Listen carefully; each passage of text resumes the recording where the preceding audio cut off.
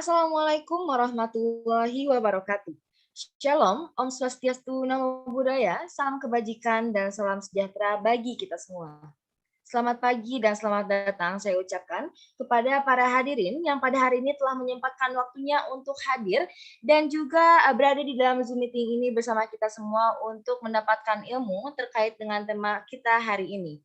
Dan di sini juga saya ingin mengucapkan terima kasih sebanyak-banyaknya kepada para pembicara yang telah menyempatkan waktunya di tengah-tengah kesibukannya untuk berbagi ilmu dan juga pengalamannya bagi kita semua. Baik, dan di sini juga saya ingin mengingatkan nih kepada teman-teman semuanya bahwasannya hari ini terdapat beberapa rules yang harus kita ikuti dalam berlangsungnya acara pada hari ini. Pertama-tama,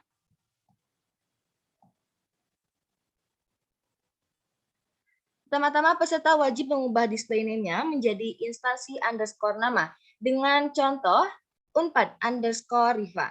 Lalu peserta wajib menyalakan kamera pada saat acara berlangsung.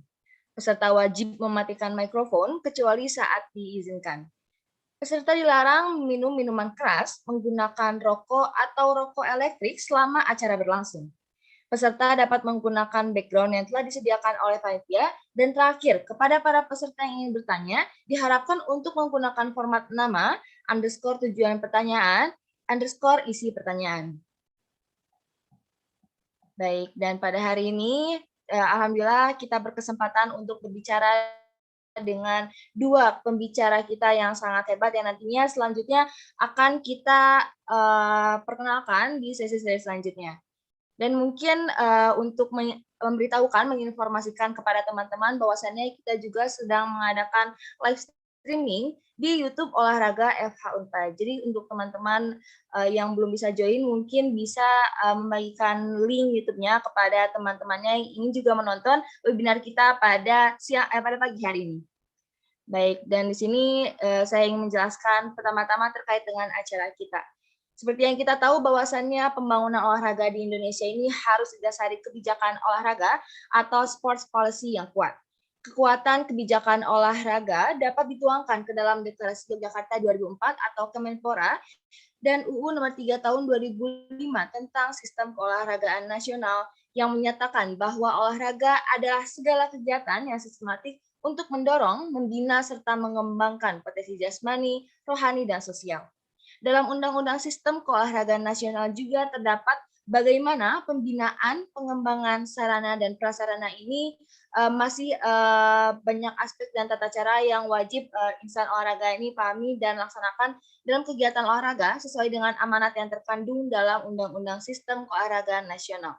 Namun demikian, permasalahan keolahragaan nasional semakin kompleks disebabkan dinamika perkembangan olahraga yang signifikan dilihat dari aspek politis, sosial, ekonomi, struktural, budaya masyarakat, bangsa, dan juga tuntutan perubahan global. Luasnya aspek permasalahan keolahragaan ini menunjukkan intensitas perkembangan dinamika olahraga nasional dan global yang cukup tinggi. Oleh karena itu, sistem keolahragaan nasional perlu diatur dalam suatu peraturan perundang-undangan yang mutakhir dan terbarui. Melalui pengaturan yang tepat, semua aspek yang berkaitan dan berpengaruh terhadap sistem keolahragaan nasional dapat saling menunjang dan saling bersinergi dalam rangka keberhasilan penyelenggaraan. Baik, dan alhamdulillah pada hari ini kita berkesempatan untuk membahas secara langsung terkait dengan hal tersebut dengan dua pembicara kita yang sangat keren. Dan sebelumnya di sini saya ingin mengingatkan kepada teman-teman sekalian bahwasannya nanti di akhir acara akan ada pengumuman best participant.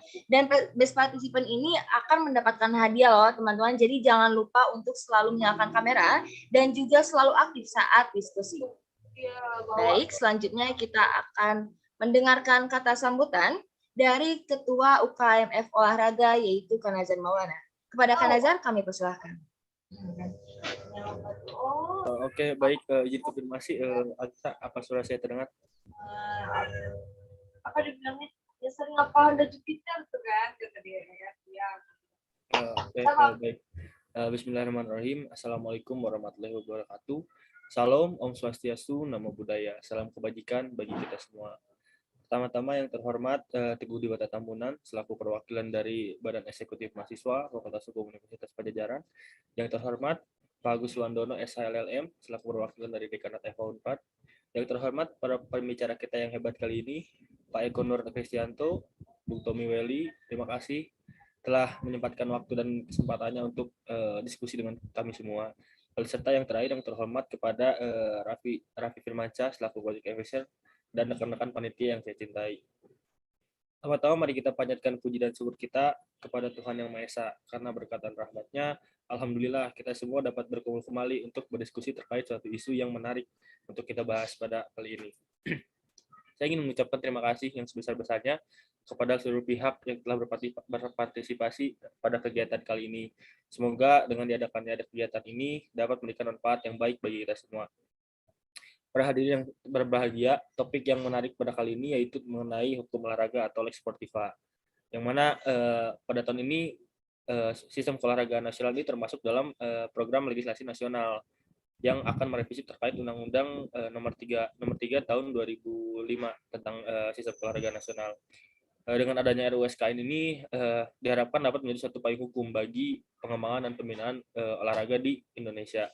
Saya ingin mengutip dari salah satu wakil ketua DPR RI Komisi 10, wakil ketua Komisi 10 DPR RI yaitu Pak Dede Yusuf. Beliau menyatakan bahwa RUU-SKN ini diharapkan menjadi suatu manifesto mengenai metode apa yang akan digunakan di Indonesia, sehingga dengan adanya suatu metode baru yang akan digunakan di Indonesia dalam pengembangan di bidang olahraga dapat menaikkan kembali prestasi-prestasi Indonesia di seluruh cabang olahraga. Mungkin sekian yang dapat saya sampaikan, kurang lebihnya mohon maaf apabila yang disengaja maupun tidak. Semangat untuk berdiskusi pada kali ini. Sekian, terima kasih. Wassalamualaikum warahmatullahi wabarakatuh. Om Santi Santi Om, Namo Buddhaya. Baik, terima kasih banyak kepada Kak Nazar yang telah memberikan kata sambutannya.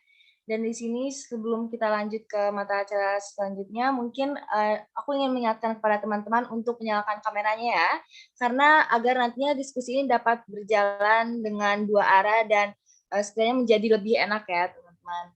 Baik, selanjutnya akan saya persilahkan kepada perwakilan BMFH Unpad, yaitu kategori Wata untuk menyampaikan kata sambutan.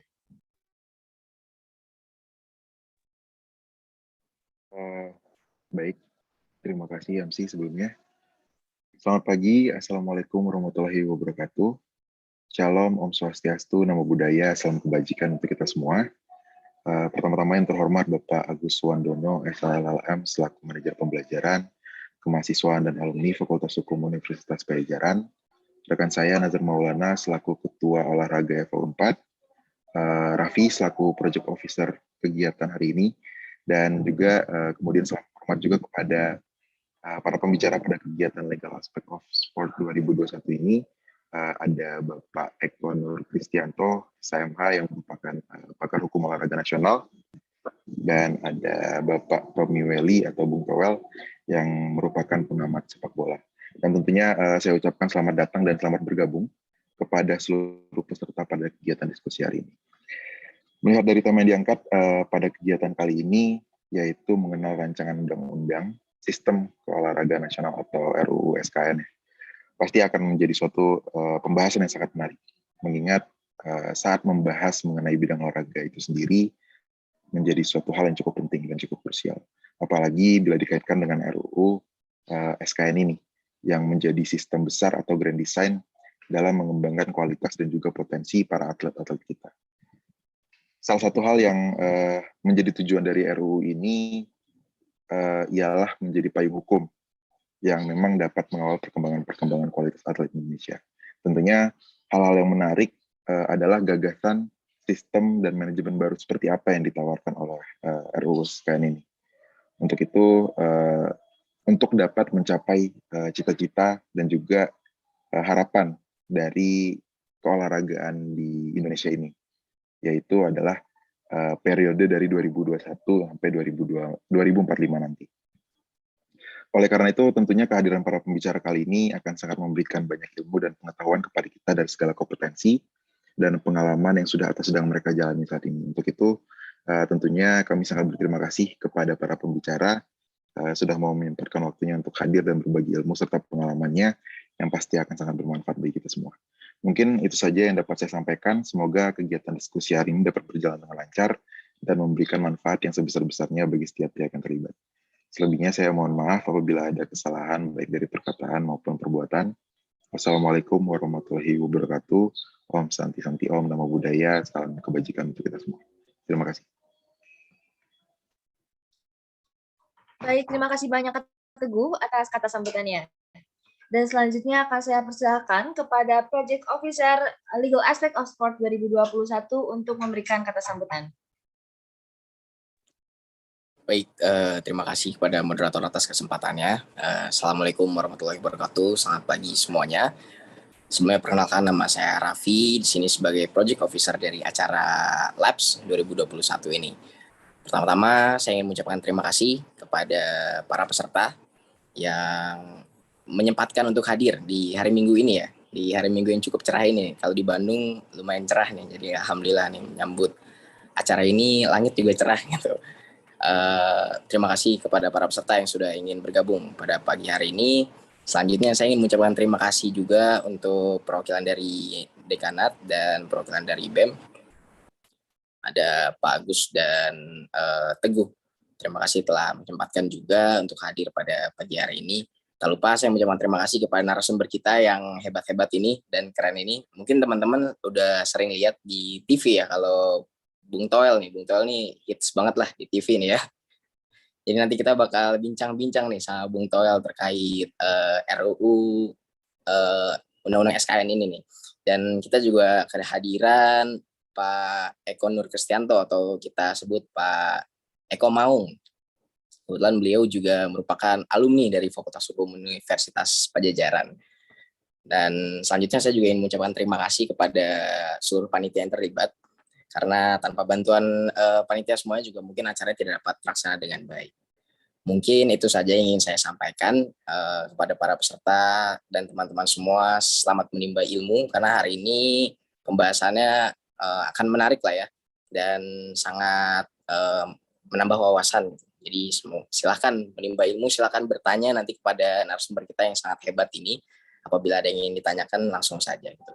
Baik, mungkin itu saja yang dapat saya sampaikan. Terima kasih. Assalamualaikum warahmatullahi wabarakatuh. Selamat pagi. Baik, terima kasih kepada Kak Raffi selaku Project Officer kita pada hari ini.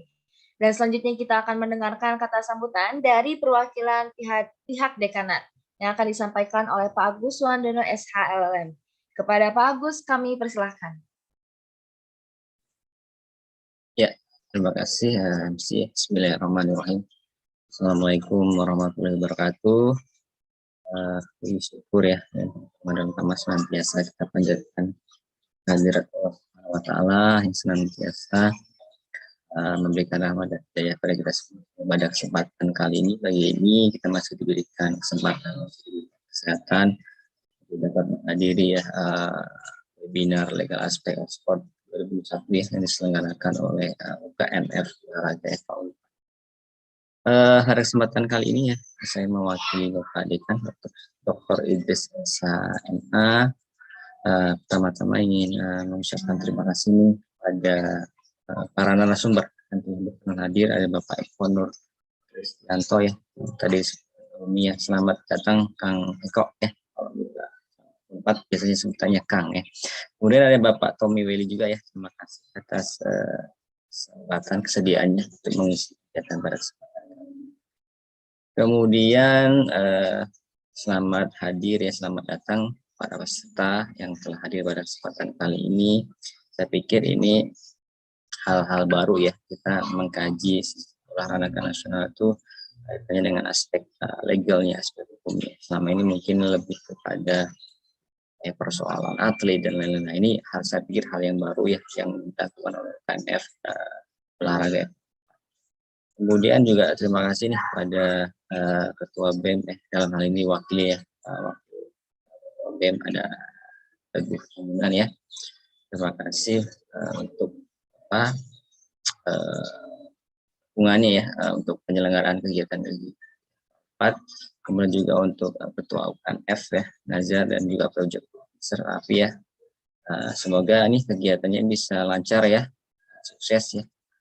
Dengan harapan kita tentunya, saya pikir tidak cukup sampai di sini ya nanti ya. Saya pikir kita perlu suatu semacam press release atau apa. Jadi hasil dari webinar diskusi ini mungkin bisa dituangkan dalam paket gitu ya. Saya pikir kita sebagai mahasiswa kan kita perlulah mempublikasikan, membuat hasilnya tidak cukup hanya sampai ya. Mungkin itu pesan kepada Project Officer ya. Mungkin itu saja ya yang bisa saya sampaikan mewakili Bapak Idris. Kurang lebihnya mohon maaf ya. Terima kasih. Assalamualaikum warahmatullahi wabarakatuh. Waalaikumsalam warahmatullahi wabarakatuh. Terima kasih Pak Agus telah menyempatkan waktunya untuk hadir dan memberikan kata sambutan. Dan kepada teman-teman panitia, mungkin tadi boleh di take notes ya untuk terkait dengan outputnya, mungkin bisa dijadikan pertimbangan tadi pesan dari Pak Agus tersebut.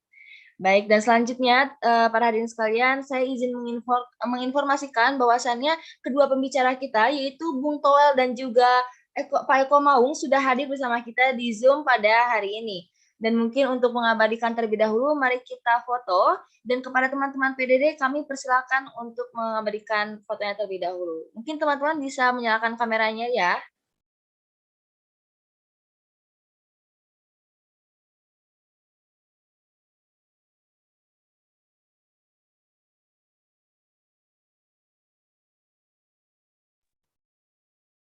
Kepada teman-teman panitia PDD, kami persilakan untuk memberikan aba-aba atau memandu sesi foto ini. Baik, karena di sini ada 2 slide, mungkin kita mulai dari slide pertama dulu ya.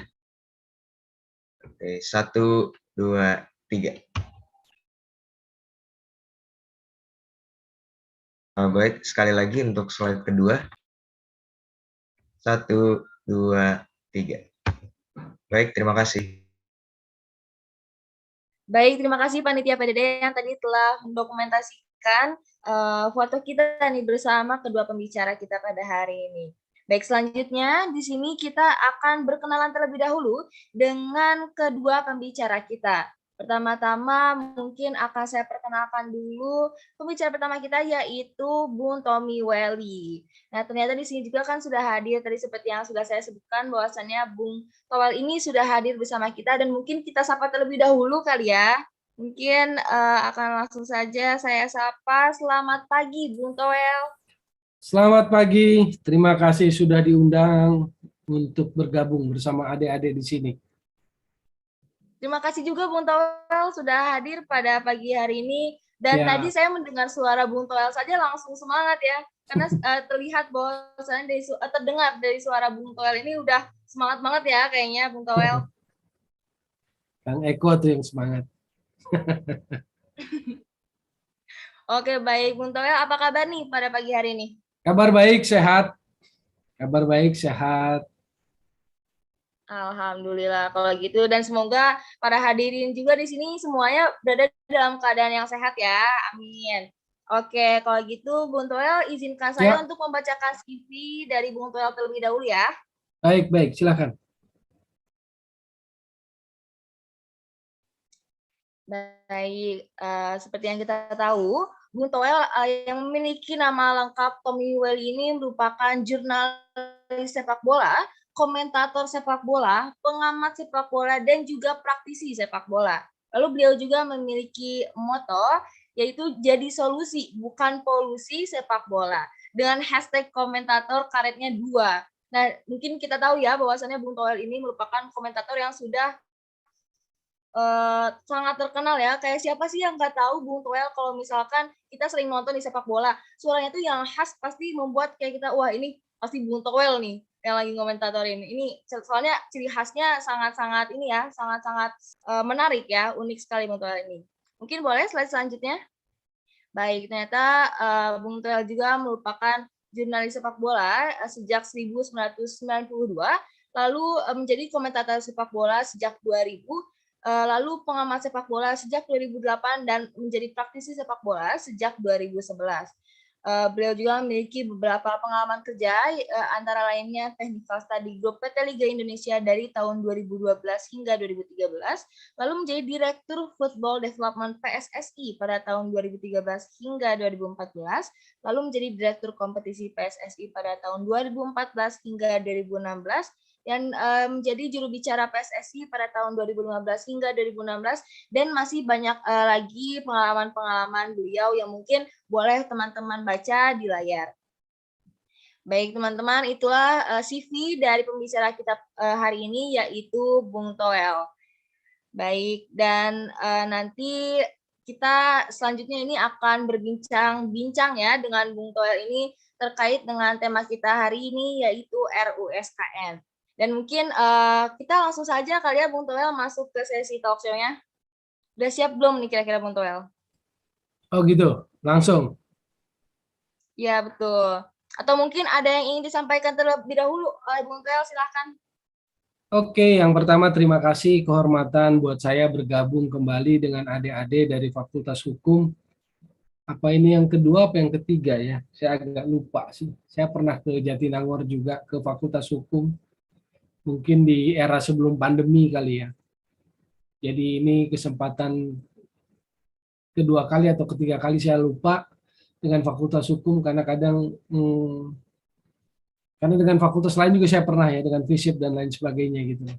Bicara soal sepak bola. Jadi yang pertama saya ucapkan terima kasih.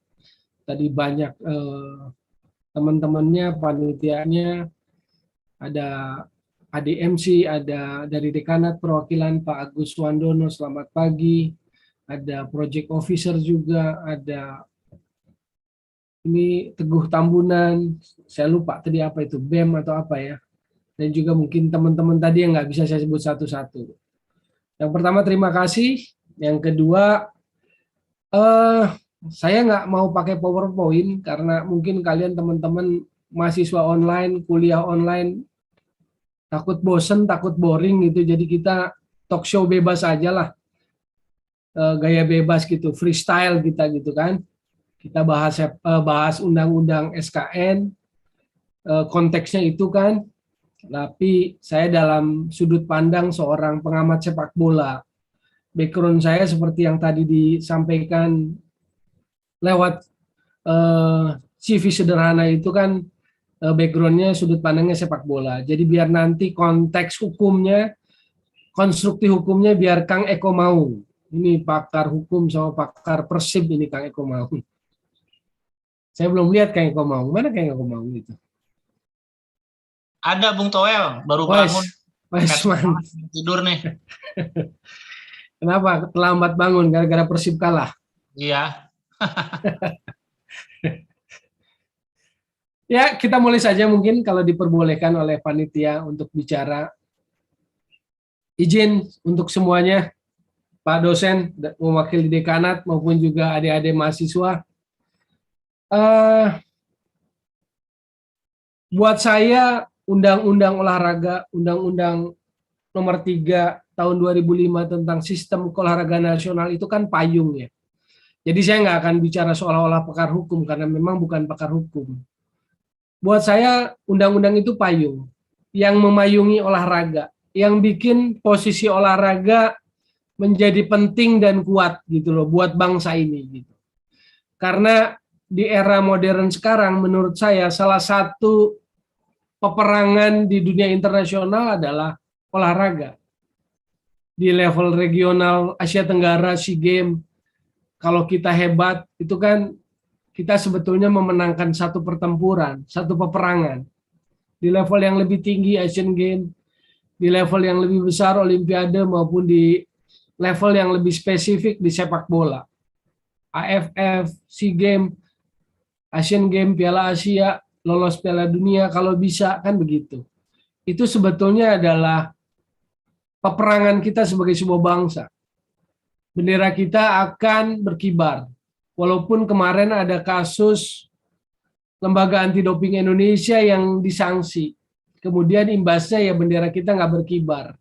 Di Piala Thomas hanya bendera PBSI yang berkibar. Karena ada kelalaian, ada ketidakcakapan Lembaga Anti Doping Indonesia yang kemudian kita dapat sanksi dari WADA ya, Badan Anti Doping Sedunia. Dan kemudian itu imbasnya bendera kita nggak berkibar. Itu menurut saya salah satu highlight yang juga penting untuk menjadi pintu masuk pertama dalam hal Kang Eko mau pasti paham sekali lah karena sempat cerita juga bahwa dengan DPR RI sedang membahas lagi undang-undang ini ya. Apa istilahnya saya lupa. Kang Eko pernah cerita bahwa beberapa kali jadi narasumber untuk Komisi 10 mungkin itu tentang olahraga atau yang membidangi olahraga membahas tentang undang-undang SKN ini. Itu yang pertama. Tapi dari sudut pandang sepak bola yang lebih spesifik, saya mencatat beberapa poin, nanti bisa dipertajam oleh Kang Eko Maung dalam konteks hukumnya. Jadi saya mau bicara case, bicara kasus. Misalnya begini, kita bicara sepak bola, yang namanya liga, kompetisi liga profesional, itu kan industri. Kalau sudah masuk industri, maka butuh kepastian. Butuh pastilah. Kita tahu jadwal Premier League Inggris selalu pasti. Nggak pernah kita dapat berita tiba-tiba kick off Premier League diundur 2 atau 3 minggu karena izin kepolisian belum ada, misalnya gitu. Nah ini kan yang membedakan antara kita dengan negara-negara maju di Eropa. Bagaimana melihat sepak bola, bagaimana melihat industri sepak bola. Jadi kata kuncinya kepastian. Dalam sebuah industri, termasuk di industri sepak bola, kepastian itu penting. Tapi apa yang terjadi di negeri ini, kepastian itu menjadi sesuatu yang abu-abu. Maka muncullah ketidakpastian. Kita pengalaman kemarin kompetisi kan berapa kali diundur dengan berbagai alasan lah. Itu kan diundur terus. Jadi ketidakpastian ini kurang baik, kurang sehat, kurang kondusif bagi iklim olahraga apapun, bagi industri olahraga apapun, mau basket dengan IBL-nya, mau volley dengan apa itu, volley atau apa ya, saya tahunya bola aja nih kadang. Nah, jadi nggak sehat. Sesuatu yang tidak pasti itu dalam sebuah industri tidak sehat. Industri sepak bola kita nggak pasti soal jadwal. Takut. Ini melibatkan ekses lain. Sponsorship itu terpengaruh. Broadcast terpengaruh. Atau stakeholder lainnya juga terpengaruh karena ketidakpastian. Ketidakpastian itu memberikan pengaruh bagi iklim olahraga Indonesia. Nah, pertanyaannya yang menjadi PR adalah kenapa izin itu menjadi semacam handicap di negeri ini terkait event-event olahraga? Kenapa izin itu menjadi semacam obstacle bagi event-event olahraga besar yang sudah masuk dalam hitungan industri, harusnya kala melibatkan sponsorship? Kita tahu di era sepak bola saat ini, di PSSI saat ini, kalau adik-adik teman-teman memperhatikan perkembangan waktu izin itu diluncurkan, itu izin itu diberikan oleh kepolisian kepada Menpora loh. Jadi ini hal lain yang mungkin nanti di konteks hukumnya bisa Kang Eko pertajam. Coba aja lihat beritanya, di search ya, jejak digitalnya ada. Bukan ke PSSI. Kenapa izin itu tidak diberikan kepada PSSI? Padahal otoritas sepak bola tertinggi kan federasi. Di negeri kita ini namanya PSSI. Tapi izin begitu rumit sehingga menimbulkan ketidakpastian, bahkan secara faktual, lewat jejak digital, izin itu diberikan oleh Polri kepada Menpora. Bukan kepada otoritas sepak bola negeri ini. Berarti ini kan ada pertanyaan lain. Apakah ini teknis atau non-teknis? Itu poin pertama bahasan saya kaitan olahraga dengan hukum, undang-undang olahraga soal kepastian, lalu ketidakpastian yang terjadi, konteksnya kasus di sepak bola. Kompetisi profesional Indonesia, itu yang pertama. Yang kedua saya bicara soal badan-badan olahraga yang akhirnya dilikuidasi atau apa istilahnya, di BOPI, contohnya BOPI kan dibubarkan, artinya ini kan badan-badan olahraga yang dianggap tidak efektif. Ada BOPI, ada Besang yang lewat peraturan presiden ya, nomor 112 seingat saya itu. Peraturan presiden nomor 112 tahun 2020 ya, tahun 2020 terbitnya 26 November, itu badan-badan olahraga under pemerintah sepertinya, seperti BOPI, Besang, itu akhirnya dibubarkan. Ini menarik karena buat saya Badan Olahraga Profesional Indonesia, BOPI, dalam perjalanannya secara historis, itu kan ikut terlibat saat pembekuan sepak bola juga. Artinya ada birokratis yang menjadi panjang dalam pelaksanaan olahraga Indonesia. Contoh waktu itu adalah bahwa Liga Profesional Indonesia itu bisa jalan kalau ada rekomendasi dari BOPI. Rekomendasi dari BOPI ini penting karena untuk didorong kepada kepolisian untuk rekomendasi lagi dari kepolisian tentang izin itu. Itu juga catatan yang buat saya, atau nanti Kang Eko bisa pertajam apakah ini masuk sebuah cakrawala untuk penyusunan undang-undang sistem keolahragaan nasional atau tidak.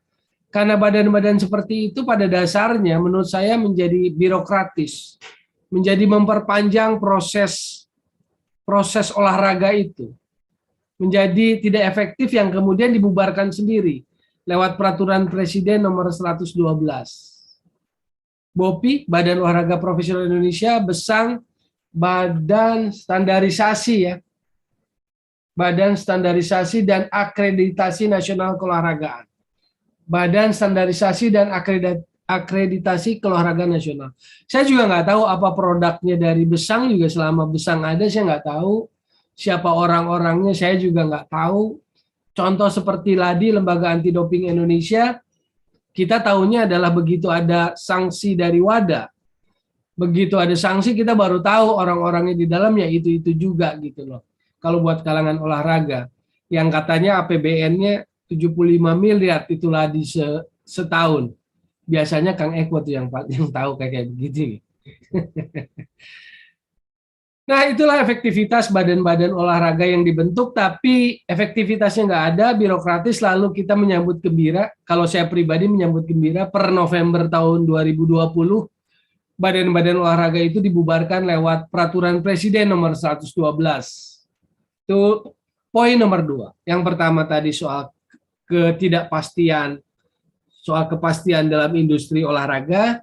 Yang kedua saya bicara soal badan-badan olahraga yang akhirnya dibubarkan oleh pemerintah sendiri karena menurut saya efektivitasnya hanya menjadi perpanjangan birokrasi lah gitu.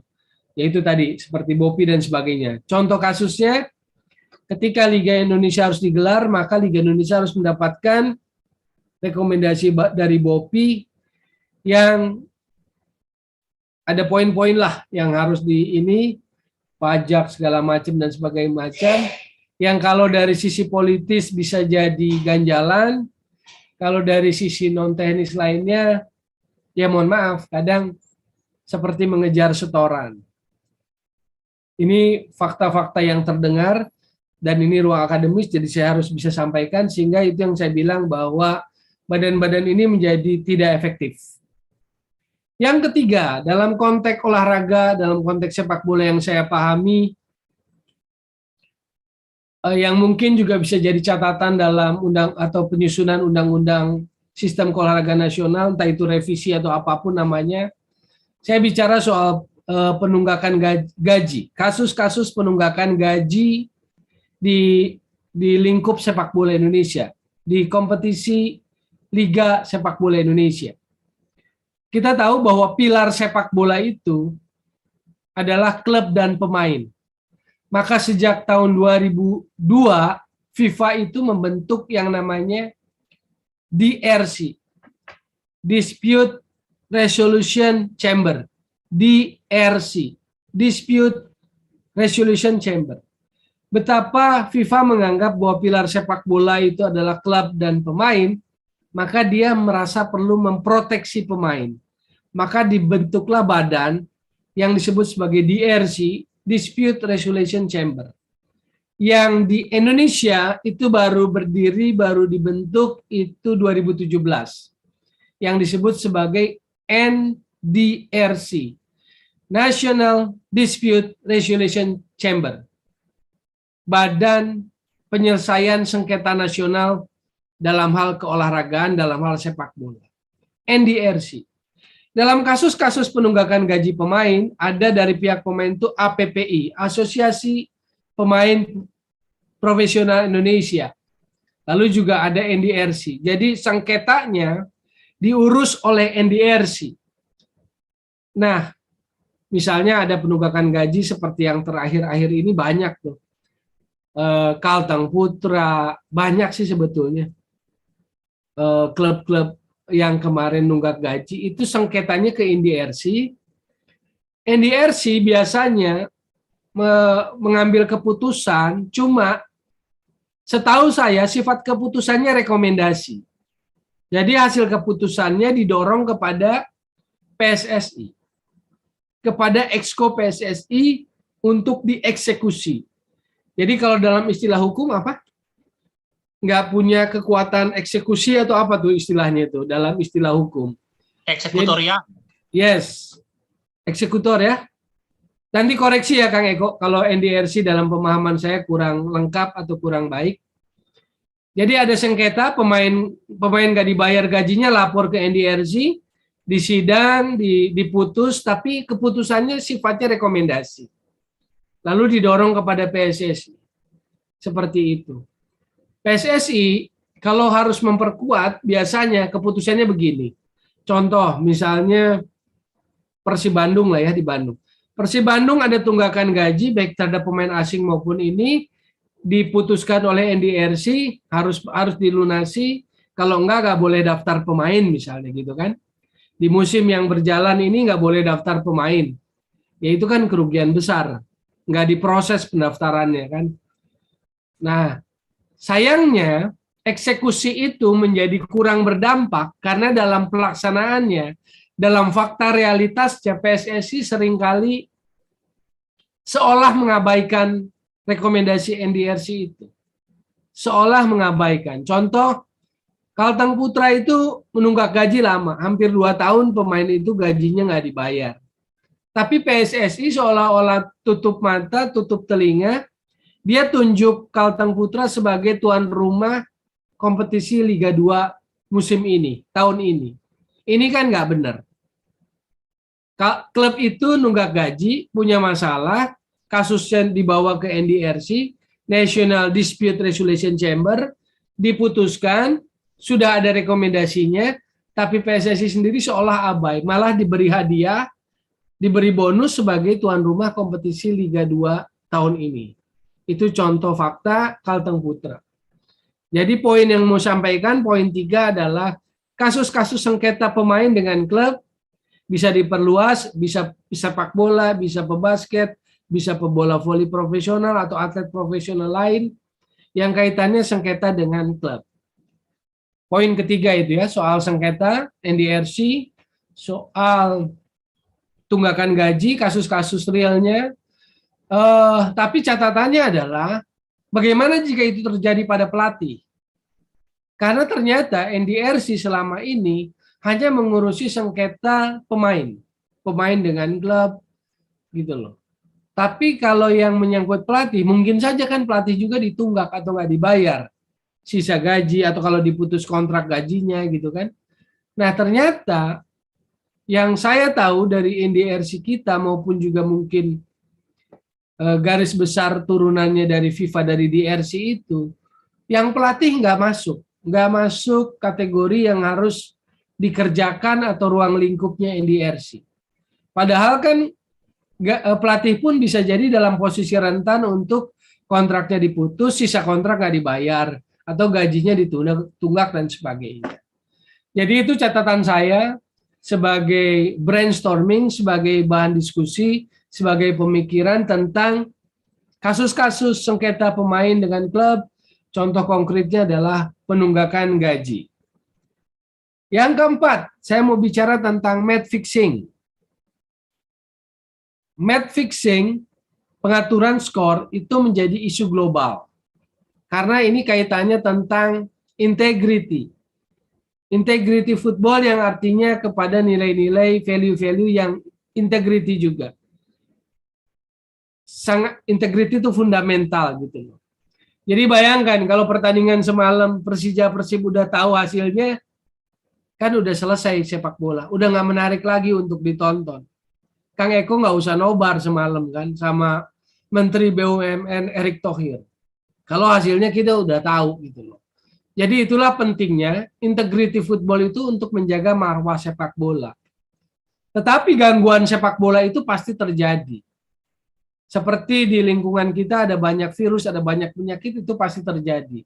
Concernnya kan kita harus imun, kita harus kuat, kita harus proteksi diri kita. Begitu juga sepak bola atau cabang olahraga lain.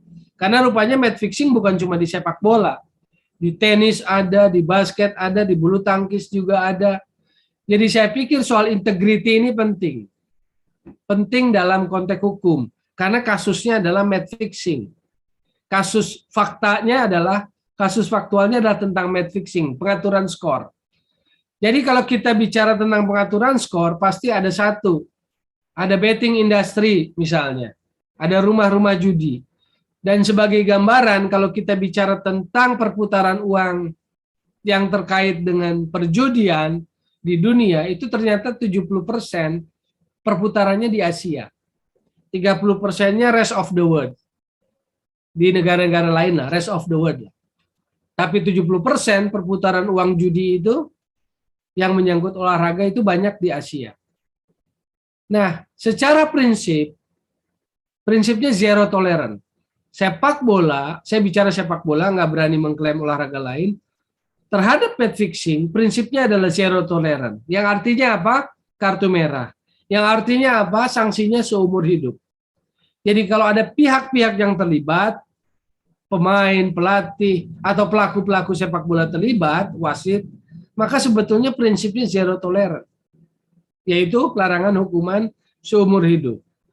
Dalam kasus sepak bola kita, belakangan kan hangat, ada kasus Perserang di Liga 2, yang dinyatakan juga terbukti pengaturan skor dengan hukuman Komdis, hanya prinsip zero tolerance yang nggak dilaksanakan.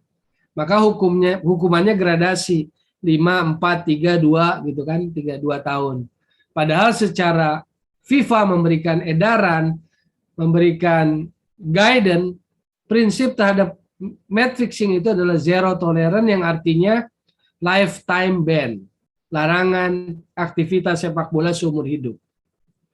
Tapi seringkali itu seolah-olah menjadi area tawar-menawar, hukum itu menjadi tawar-menawar. Dalam hukum sepak bola, kitabnya atau KUHP-nya kode disiplin namanya. Jadi kode disiplin lah yang menjadi acuannya, tetapi dia lupa bahwa match fixing adalah extraordinary kejahatan sepak bola. Match fixing itu extraordinary kejahatan sepak bola karena dia organized crime. Dia bukan kejahatan tunggal. Ada pelaku yang diberi order, ada pemberi order, ada penghubung, ada sebagainya gitu loh. Itulah makanya match fixing itu organized crime. Ada dua hal yang menjadi motif buat match fixing. Satu, sporting related match fixing. Jadi aspek olahraga yang dikaitkan dengan match fixing. Contohnya, kalau Persib ingin juara, jadi dia mencari dukungan, mencari kawalan, mencari proteksi, termasuk mungkin nanti proteksinya itu bisa bantuan wasit dan sebagainya. Ini saya kasih contoh, bukan fakta. Karena teman-teman Fakultas Unpad, paling gampang saya bicara soal Persib aja, kaitan psikologis dekatnya, proximity lah istilahnya kan, kedekatan. Nah itu adalah related sporting. Jadi pengaturan skor related sporting. Karena apa? Karena tujuan Persib ingin juara misalnya. Maka perlu di backup, bahasa sederhananya, perlu dikawal, perlu dibantu, misalnya seperti itu, oleh wasit. Tapi wasit juga akan berani sendiri melakukan itu jika tidak ada backup secara struktural di organisasi di atasnya. Seperti itu. Nah, itu yang disebut sebagai match fixing related sporting. Jadi kaitannya dengan sporting. Ingin juara, menghindari degradasi, ingin lolos babak 8 besar, ingin lolos kualifikasi Asia misalnya. Itu match fixing yang related dengan aspek sporting.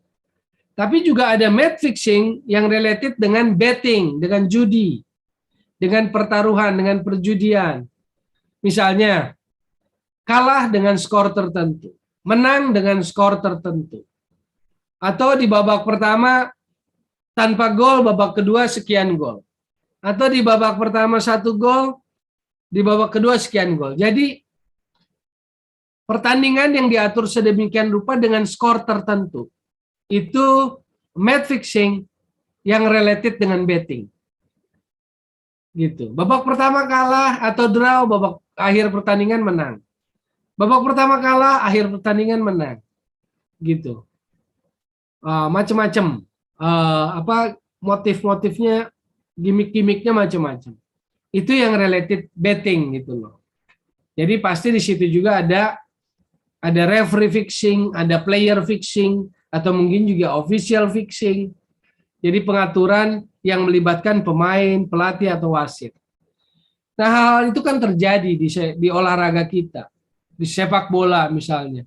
Dan ini menurut saya kalau tidak ada concern yang cukup kuat, baik dari organisasi olahraganya itu, dalam hal ini kalau sepak bola federasi, dan juga dukungan dari stakeholder lain yaitu pemerintah, dalam hal ini aparat keamanan, maka ini bahaya. Karena ini menyangkut integritas olahraga, tentang football integrity. Kalau kita tahu bahwa besok lusa ada pertandingan AFF Indonesia lawan Malaysia dan kita tahu hasilnya, maka sebetulnya sepak bola sudah runtuh, sudah mati. Karena sudah nggak ada lagi aspek-aspek olahraga di situnya. Gitu loh. Nah, makanya kenapa menjadi hal yang serius match fixing ini, karena tadi itu industri, itu perputaran uang yang besar, maka hukum yang harus ditegakkan adalah hukum olahraganya, satu, hukum sepak bolanya.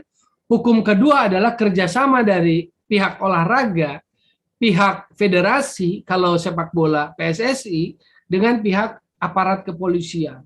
Bentuknya seperti apa, itu yang harus clear dan bagus gitu loh. Bukan asal nongkrong di lapangan, pakai rompi Satgas Anti Mafia Bola. Satgas Anti Mafia Bola nongkrong udah berhari-hari sejak kick off. Tapi dia nggak bisa tuh sodorin isu terjadinya match fixing. Yang nyodorin tetap perserang-perserang juga. Haji Babai. Jadi apa, bukan yang seperti itu yang saya maksud. Sinerginya antara induk organisasi olahraga dengan kepolisian. Itu poin 4 yang saya ulas, yang mungkin bisa menjadi elaborasi dalam kaitan hukum. Tadi soal kepastian, ketidakpastian dalam industri olahraga. Yang kedua soal badan-badan olahraga yang akhirnya dibubarkan karena birokratis, karena terlalu kepanjangan birokrasi. Yang ketiga tadi saya bicara soal kasus-kasus sengketa pelaku-pelaku olahraga. Di sepak bola ada INDRC namanya, tetapi kekuatan eksekutornya nggak ada. Lalu juga goodwill dari federasinya lemah. Contohnya yang nunggak malah dikasih bonus tuan rumah. Seperti itu. Dan poin keempat, isu keempat saya angkat soal match fixing. Pengaturan skor yang kaitannya soal integrity football. Dan menurut saya ini nyambung lah kalau sama anak-anak hukum.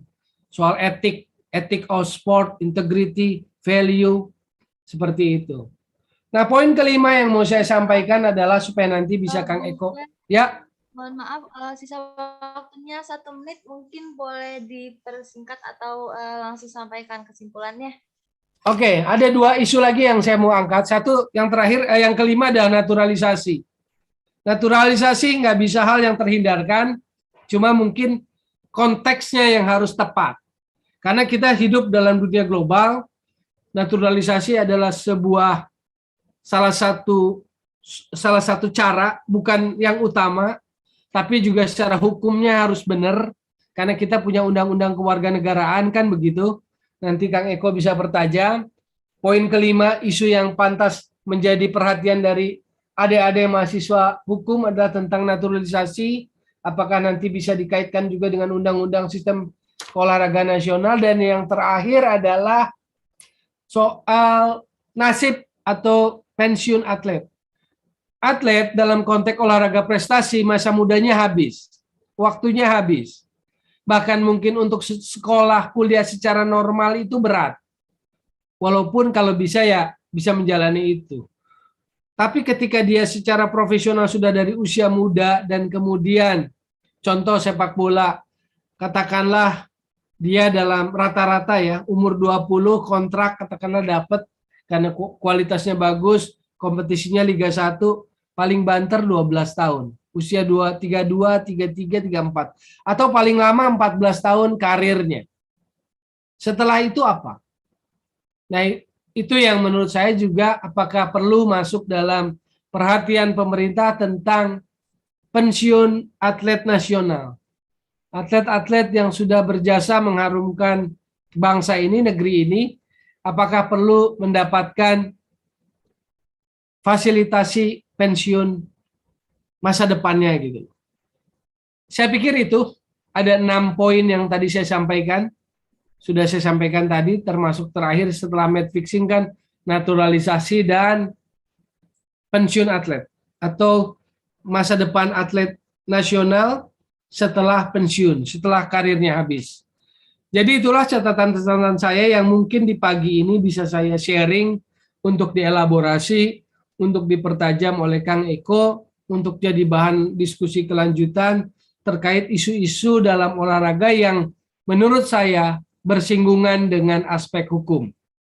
Begitu kira-kira pemaparan saya, cerita saya tentang atau di sesi ini. Terima kasih. Jika ada yang kurang, saya mohon maaf. Baik, terima kasih banyak Bung Towel tadi atas pemaparan materinya yang menurut saya sangat-sangat komprehensif ya, meskipun Bung Toel ini mungkin bukan berasal dari bidang hukum, tapi tadi sempat disinggung juga yang berhubungan dengan bidang hukum ini. Terima kasih sekali lagi Bung Toel. Dan mungkin di sini juga saya izin untuk menginformasikan bahwasannya sebelumnya kita telah mencoba untuk mengundang Bapak Dede Yusuf sebagai perwakilan dari Wakil Komisi 10 DPR RI untuk membahas RUU USKAN ini. Dan beliau sangat ingin hadir melihat ada narasumbernya, ada Bung Toel dan juga Pak Eko Maung, tapi karena ada kendala dan masih dalam perjalanan, jadi beliau menitipkan salam saja untuk para narasumber dan juga para peserta yang hadir. Baik, dan di sini sudah kita lihat nih, ternyata Bung Toel banyak sekali ya yang ingin bertanya kepada Bung Toel. Ini padahal tadi kita baru satu pembicara ya teman-teman, tapi yang nanyanya ini udah numpuk banget, dan mungkin akan saya tampung terlebih dahulu untuk pertanyaannya, dan nanti akan kita bahas ya Bung Toel di sesi diskusi bersama Pak Eko Maung. Sekali lagi terima kasih Bung Toel atas pemaparan materinya, tadi keren banget, dan mungkin akan langsung saja saya lanjutkan kepada sesi pemaparan materi dari pembicara kedua kita, yaitu Pak Eko Maung. Nah, mungkin tapi sebelumnya, sebelum kita mulai untuk pemaparan materi ini, nanti akan saya sapa dulu. Nah, sudah hadir nih di sini Pak Eko Maung. Selamat pagi Pak Eko. Pagi, selamat pagi. Ini suara saya jelas nggak? Soalnya saya nggak pakai earphone. Bagus ya suaranya? Bagus Pak, sudah jelas. Oke, nah apa kabar nih Pak Eko pada pagi hari ini? Alhamdulillah masih hidup ya.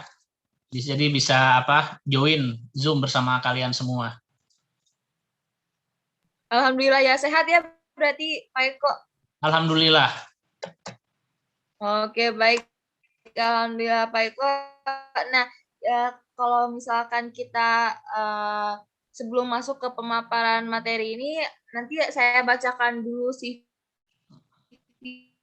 dari Pak Eko-nya ya, Pak. Ya, boleh. Izin untuk membacakan CV-nya.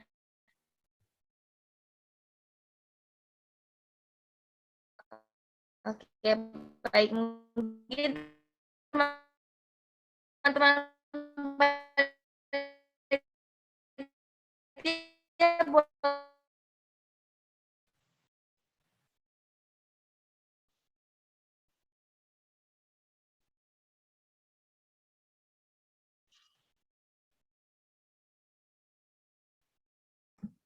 Oke, baik. Mohon maaf tadi sepertinya kendala jaringan, jadi saya agak terputus ya, tadi sempat terputus. Namun sekarang apakah suara saya sudah terdengar dan tidak nge-lag lagi? Oke. Aman ya, oke. Kalau gitu langsung saja izin Pak Eko untuk membacakan CV dari Pak Eko. Pertama-tama Pak Eko yang memiliki nama lengkap Eko Nur Kristianto atau yang kita mungkin lebih kenal dengan sapaan Eko Maung ini lahir di Bandung, lalu menyelesaikan pendidikan S1 dan S2-nya di Fakultas Hukum Universitas Padjadjaran Bandung. Walaupun memiliki latar belakang hukum, Pak Eko ini memiliki kiprah panjang di dunia media. Salah satunya menjadi beberapanya antara lain menjadi penyiar radio Bobotoh FM, produser Kompas TV, dan juga kolumnis tetap di www.pikiranrakyat.com. Lalu selanjutnya,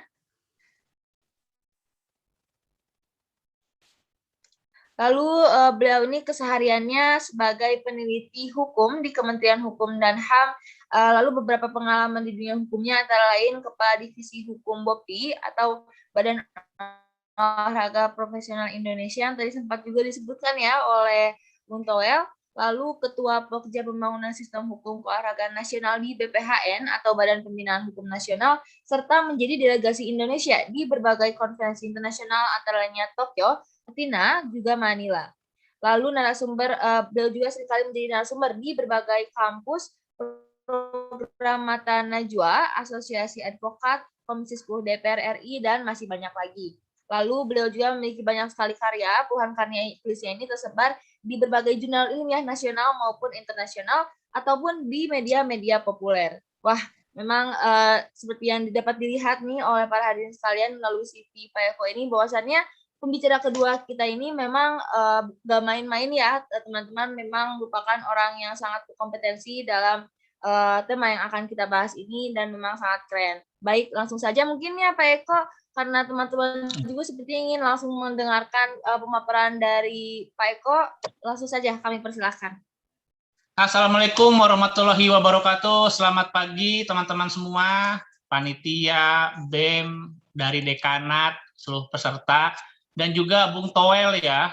Saya ini ngefans banget sama Bung Toel. Sampai saya ikutin SMP, jadi SMP nih yang belum tahu ya, SMP saya sama Bung Toel sama, SMA saya sama Bung Toel sama ya, di SMA 2. Kuliah pun sama di Unpad, cuma beda jurusan. Soalnya waktu saya milih Vkom, ternyata Vkom di Jatinangor. Saya males ya, saya nyari yang di Bandung aja deh. Oh, Bandung itu ada Fakultas Hukum dulu ya, tapi sekarang kan di Jatinangor juga hukum gitu loh.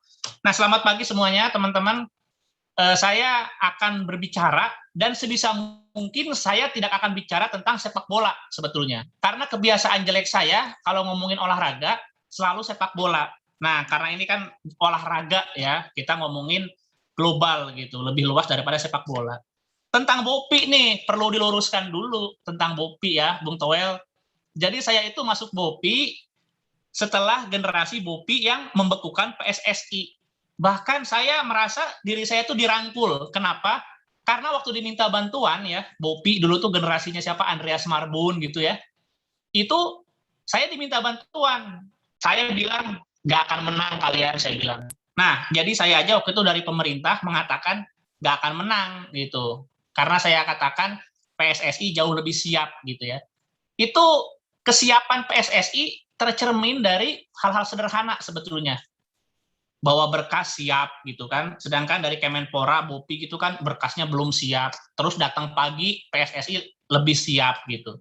Jadi saya sering mengatakan kepada orang-orang Kemenpora bahwa kalau kita ingin mengubah sesuatu, niat baik saja nggak cukup, saya bilang, tapi harus juga dengan persiapan yang memadai, begitu loh. Bahkan kalau dibaca ya, tulisan-tulisan saya atau komentar saya di koran Kompas saat itu, justru saya tuh banyak mengkritik Pak Imam Nahrawi ya terkait pembekuan itu. Begitu Bung Toel ya.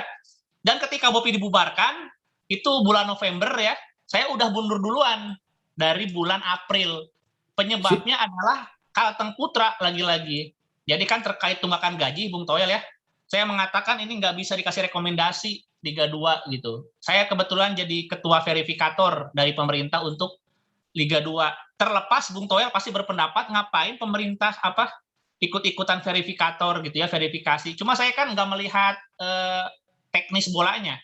Saya hanya melihat ada warga negara haknya nggak dipenuhi oleh klub. Nah, berarti negara bisa masuk di situ.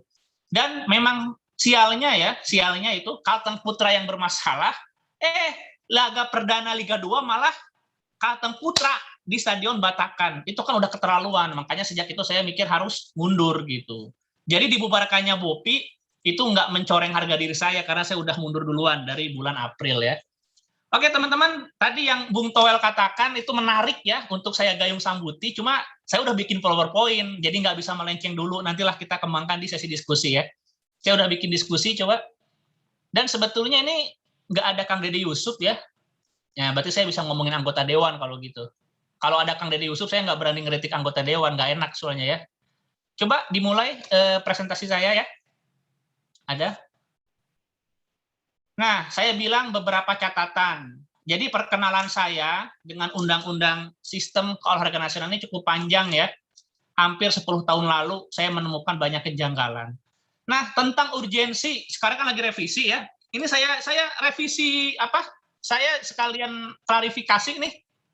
Saya itu lihat di TOR yang dikirimkan ke saya, itu tertulis bahwa inisiator untuk revisi ini ya, itu pemerintah.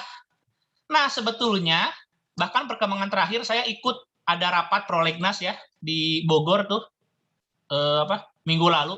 Kalau nggak percaya lihat aja instastory saya ya.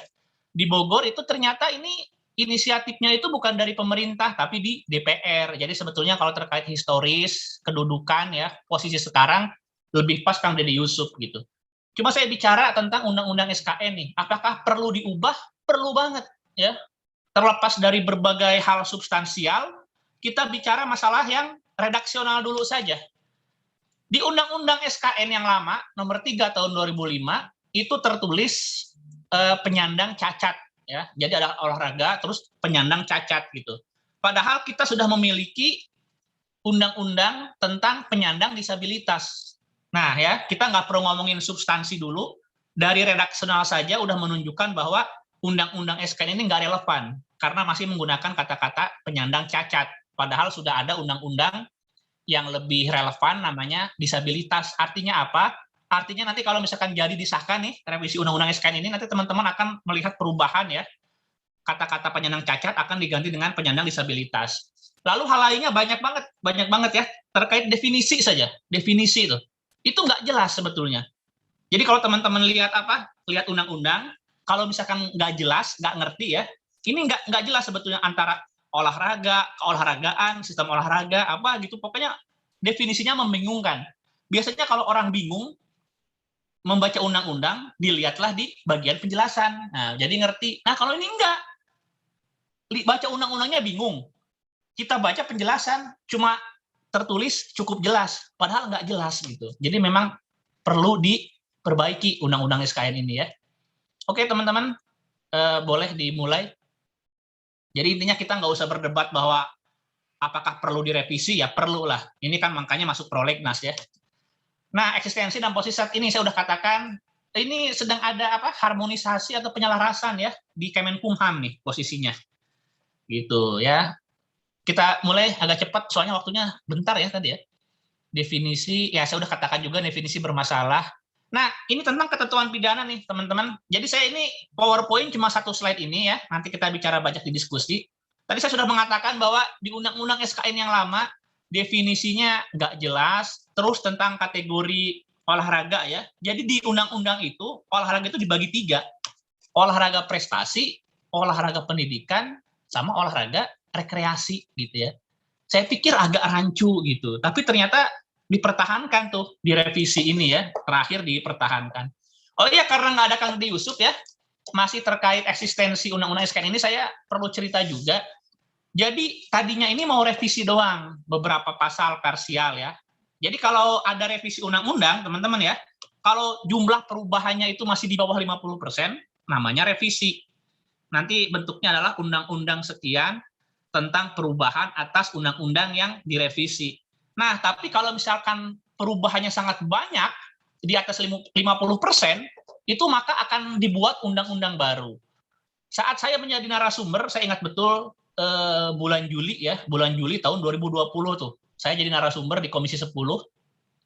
Itu masih berupa revisi minor, parsial ya.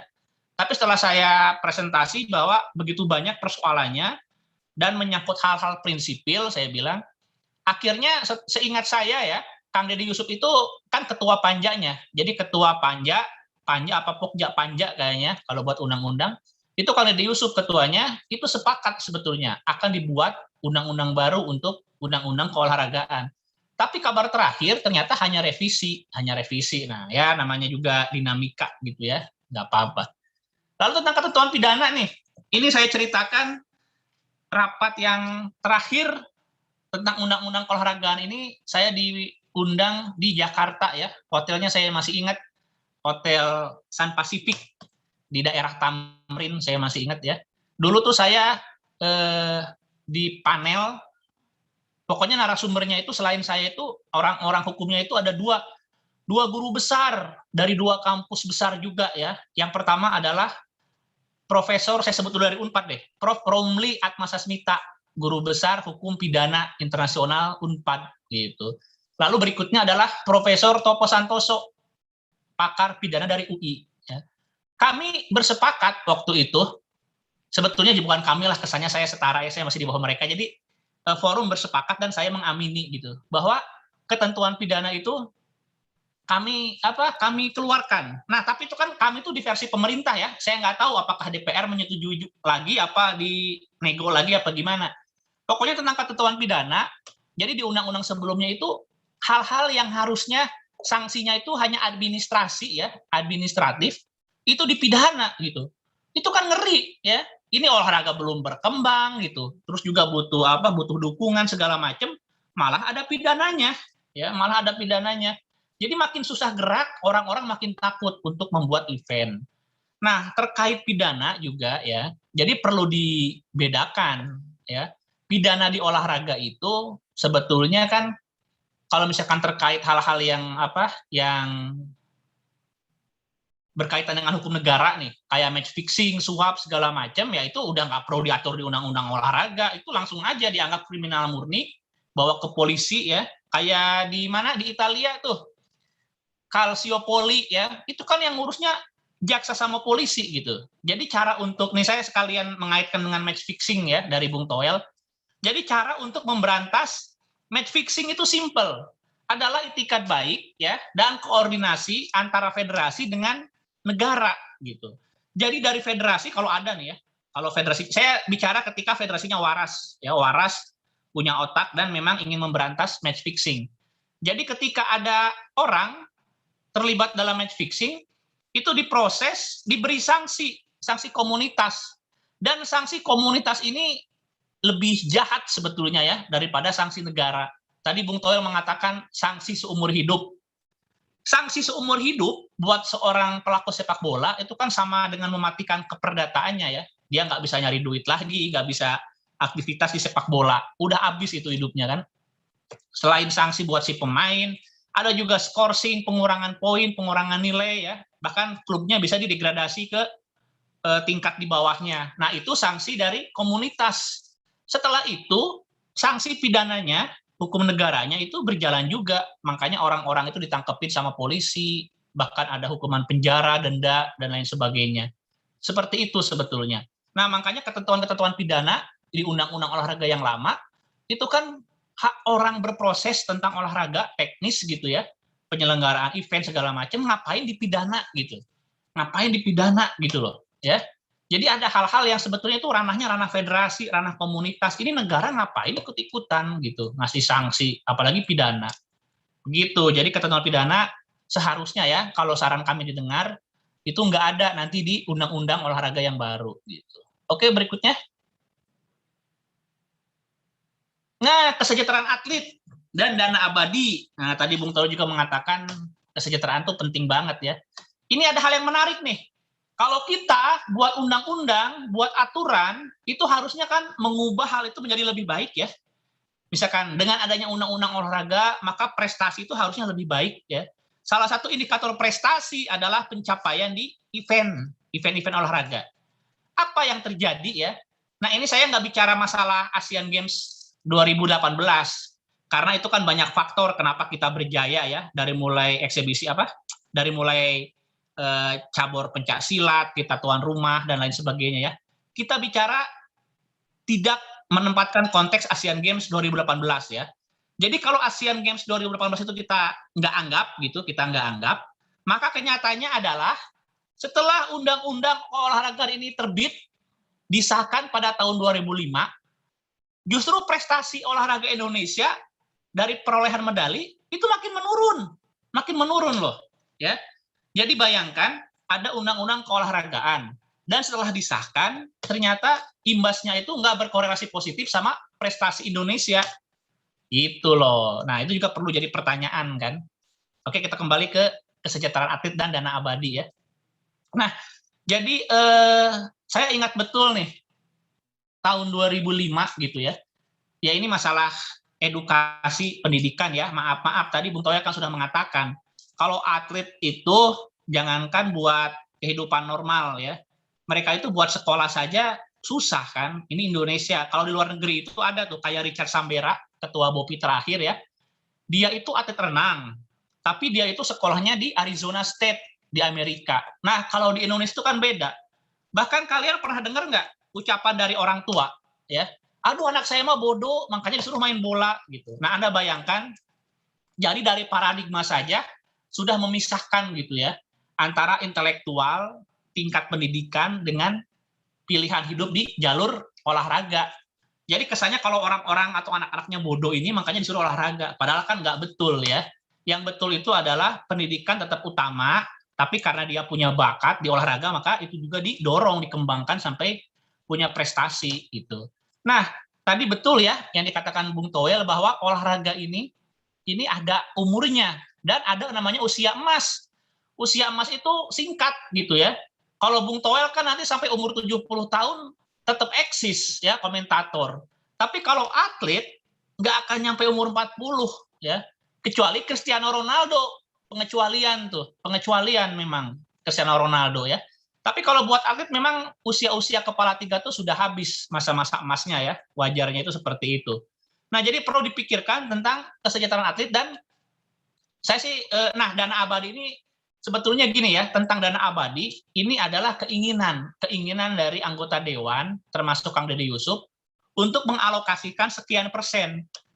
Nggak banyak sih, 2% ya, 2%. Tapi kalau dari APBN kita yang ribuan triliun itu memang gede banget. Dan masalahnya apa? Masalahnya semua sektor ini minta dana abadi. Ada dana abadi apa? Dana abadi pendidikan, dana abadi haji, ada dana abadi santri ya. Wah coba kalian lihat tuh. Jadi coupling APBN kita itu udah full, terkapling-kapling ya. Makanya keinginan DPR ini akan sulit ya, sulit lolos. Karena saya yakin Ibu Sri Mulyani, nih, Menteri Keuangan, nggak akan setuju, saya yakin ya. Nah, kalau misalkan ternyata disetujui itu hebat, berarti ada lobby-lobby politik yang hebat ya. Nah, dana abadi, jadi konsepnya itu katanya dana abadi, ada sekian persen, nanti digunakan untuk atlet-atlet yang udah pensiun, membantu kalau ada yang sakit, apa gitu ya, itu dari sini. Nah, kesejahteraan atlet bukan cuma tentang dana abadi ya, tapi dari jaminan sosial tuh. Kalau atlet cedera gimana gitu ya, siapa yang ngurus gitu. Mending kalau sepak bola juga sepak bola pro ya. Karena apa? Karena kalau ada aturan nih, kesepakatan antara klub profesional bahwa minimal tuh BPJS ya, dan yang membayar iurannya adalah si klub. Jadi kalau misalkan pemain bolanya profesional, terlepas dari ada klausul lain ya dengan klubnya itu, intinya mereka tuh aman kalau cedera, terus pemutusan kontrak apa tadi kan bisa digugat ke mana NDRC dan lain sebagainya. Tapi yang namanya atlet itu kan bukan cuma pesepak bola di Liga 1 atau tidak cuma pebasket di IBL gitu loh. Ini macam-macam. Ada atlet-atlet yang sehari-hari latihan tuh buat ngejar PON ya, 4 tahun sekali gitu. Lalu atlet-atlet amatir, kan dia juga olahraga gitu ya. Nih teman-teman, satu hal penting kalau kita bicara peraturan perundang-undangan di level undang-undang ya. Undang-undang itu tidak diciptakan untuk pihak-pihak tertentu atau segelintir pihak saja ya. Seperti ini nih, namanya Undang-Undang Sistem Keolahragaan Nasional. Apakah itu cuma diciptakan, maksudnya apakah itu dibuat dan hanya ditaati oleh insan olahraga? Enggak. Undang-undang itu kan kesepakatan antara pemerintah ya dan wakil rakyat. Jadi diberlakukan untuk semua orang yang bersinggungan dengan undang-undang ini gitu ya.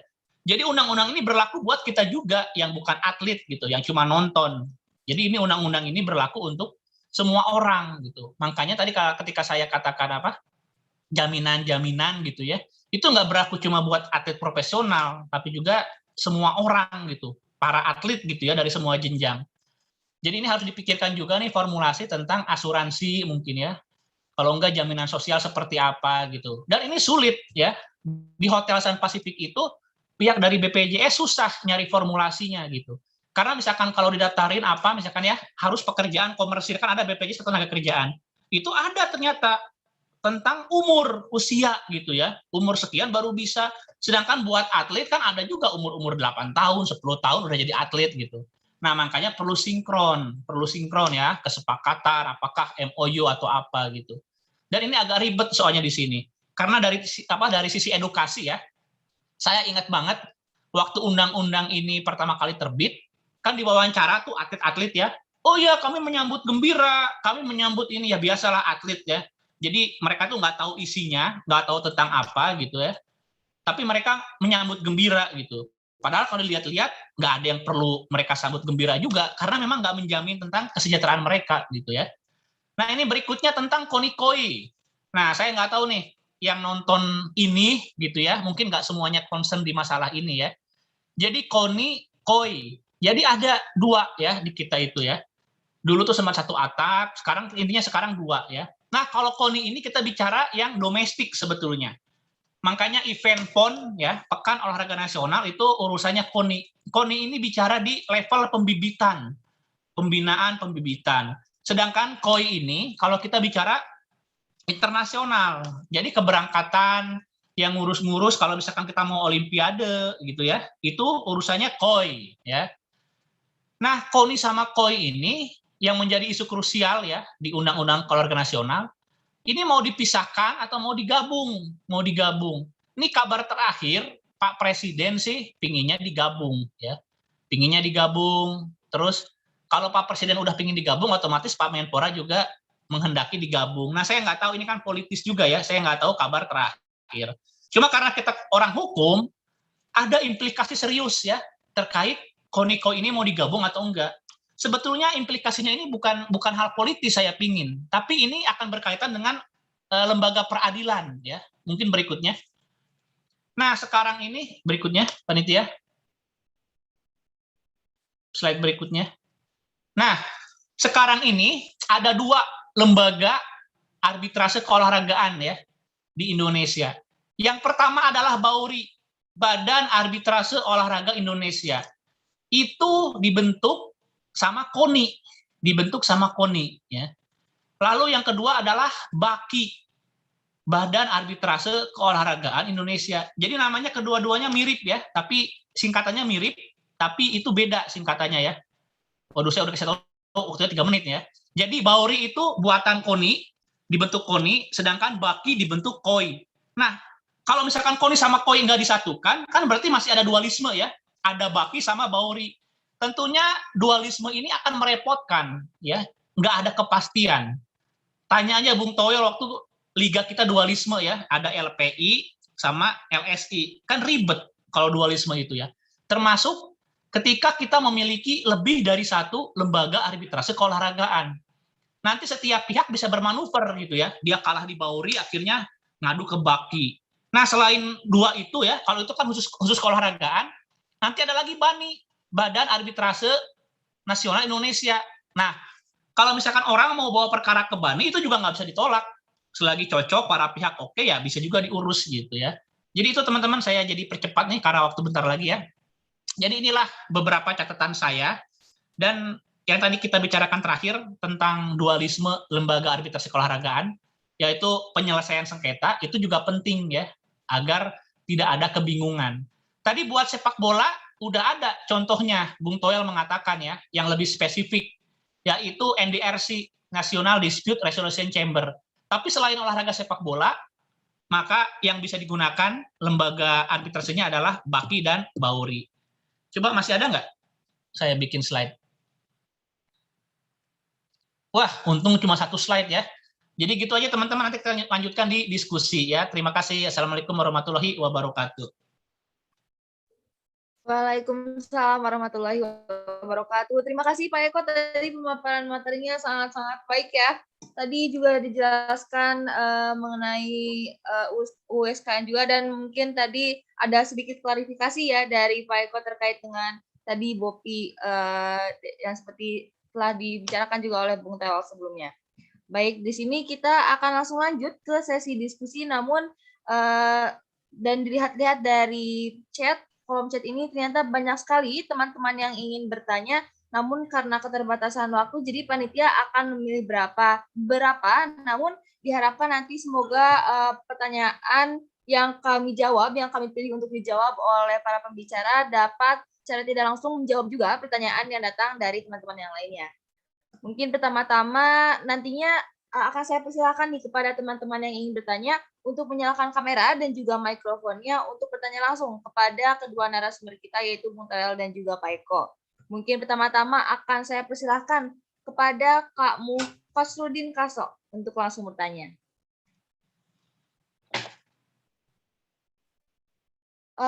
Mohon maaf Kak, sebelumnya mungkin nanti boleh pertanyaannya satu saja, karena mengingat banyak ya ternyata yang ingin bertanya, jadi kita berbagi porsi saja ya Kak.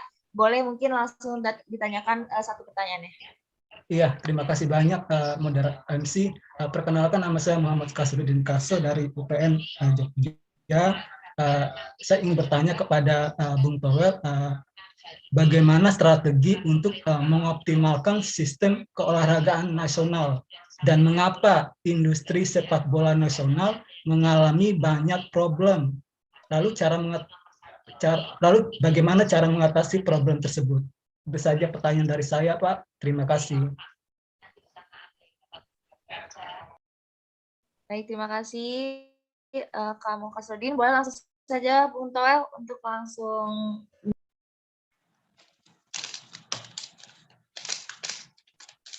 Ya, terima kasih pertanyaannya, Adik Kasrudin Kaso. Poin yang pertama adalah tadi sebetulnya Kang Eko Maung sudah menjelaskan intinya itu. Kalau ada undang-undangnya, logikanya harus jadi lebih bagus olahraganya. Tapi kenyataannya kan tadi sudah dijelaskan, ada penurunan. Bahkan kita bingung, kalau generasi Kang Eko Maung, generasi saya bisa sebut satu-satu tuh bintang di masing-masing cabang olahraga. Ada Yayu, ada Eduardus Nabunome atletik, bahkan ke generasi berikutnya ada Uki Rasih, ada Wino Prakusa, ada segala macam. Bulu tangkis juga begitu banyak bintang-bintang. Itu nunjukin bahwa ada pembinaan olahraga yang jalan. Bahkan dulu tuh bisa kita bilang Mardi Lestari, Eduardus Nabunome, di voli, Taroreh, ada banyak lah, kita bisa sebut di masing-masing cabang itu jagoan-jagoannya gitu. Kalau sekarang hampir bisa dibilang kita susah. Coba kita bicara tenis, siapa jagoan tenis kita? Pasti berkerut kening kita, karena kita nggak tahu lagi seperti zaman dulu.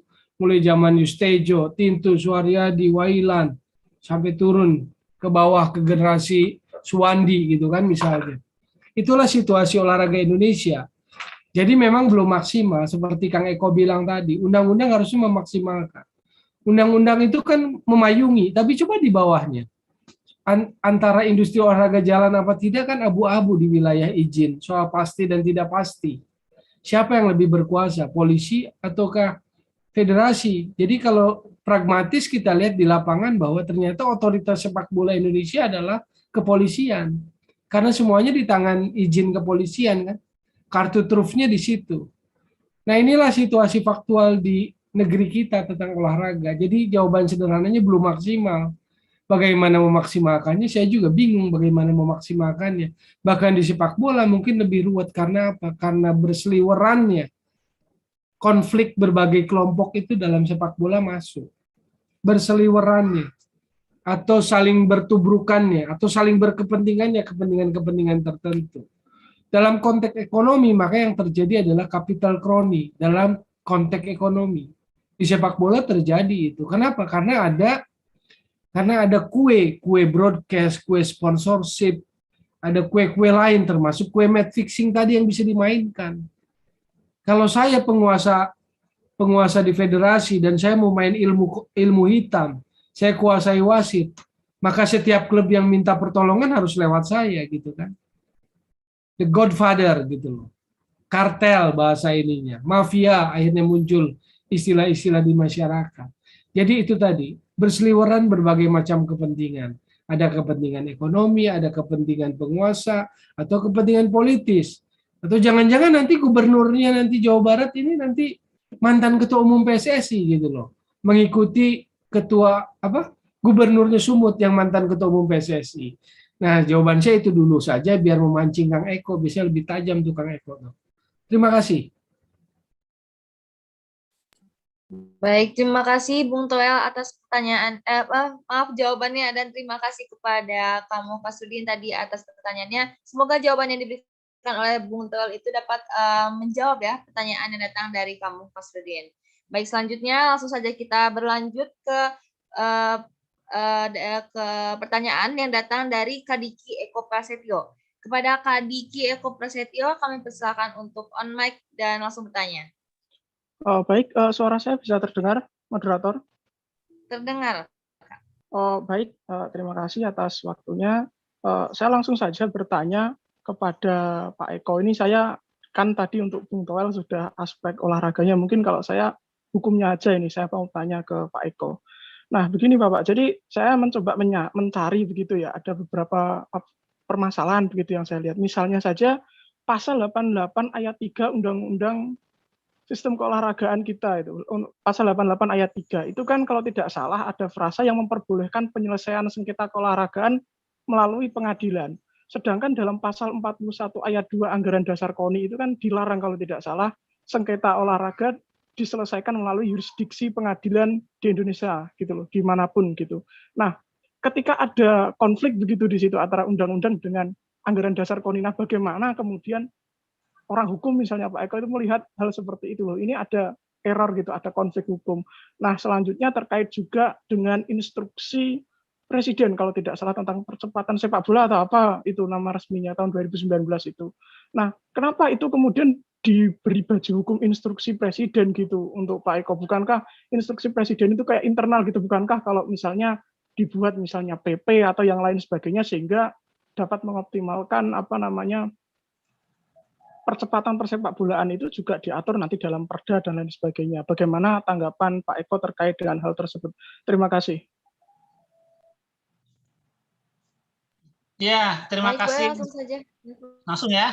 Terima kasih Mas. Tadi tentang ini pasal 88 ya, itu kan tentang apa? Penyelesaian sengketa olahraga. Ya itu makanya saya bilang definisinya juga udah nggak jelas, saling tumpang tindih dan lain sebagainya ya.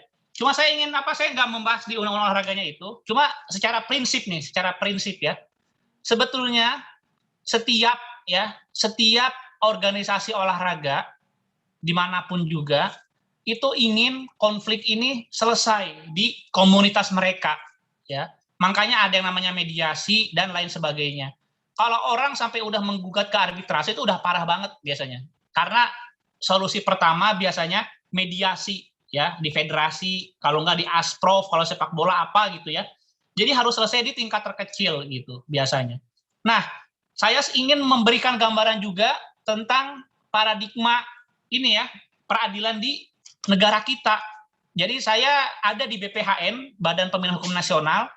Jadi seperti ini kesimpulannya. Bahwa memang betul ya, dunia itu semakin global. Orang semakin global, orang semakin luas berinteraksi dan lain sebagainya. Tapi kalau terkait penyelesaian sengketa, terkait penyelesaian urusan-urusan, ternyata orang-orang itu pingin yang lebih spesifik. Kayak orang nih, orang kalau ke dokter spesialis kan lebih percaya ya. Lebih percaya makanya lebih mahal. Begitupun juga untuk menyelesaikan masalah-masalah mereka, termasuk masalah-masalah di olahraga gitu. Makanya ada yang namanya itu NDRC. Karena apa? Karena ternyata komunitas sepak bola nggak percaya juga gitu sama orang-orang yang cuma embel-embel arbitrase olahraga gitu ya. Saya ada cerita tuh, orang-orang APPI mau bawa perkara ke apa? Bauri, Baki aja susah gitu karena kepanitraannya nggak jelas. Kedudukan para hakimnya juga bingung gitu ya, waktunya kapan gitu. Nah, akhirnya mereka ingin masalah itu diselesaikan di khusus sepak bola gitu. Jadi sangat spesialis, sangat spesifik. Makanya teman-teman tahu nggak ada yang namanya pengadilan tangkap, lalu pengadilan hubungan industrial, ada yang namanya pengadilan pajak gitu ya. Jadi penyelesaian sengketa itu sangat spesifik, khusus di bidang-bidangnya. Ini juga sekaligus politik hukum ya negara kita, yang menghendaki kalau bisa jangan sampai ke pengadilan umum, jangan sampai ke pengadilan negeri, karena perkara menumpuk ya, perkara menumpuk. Jadi negara pun menghendaki kalau ada apa-apa selesai.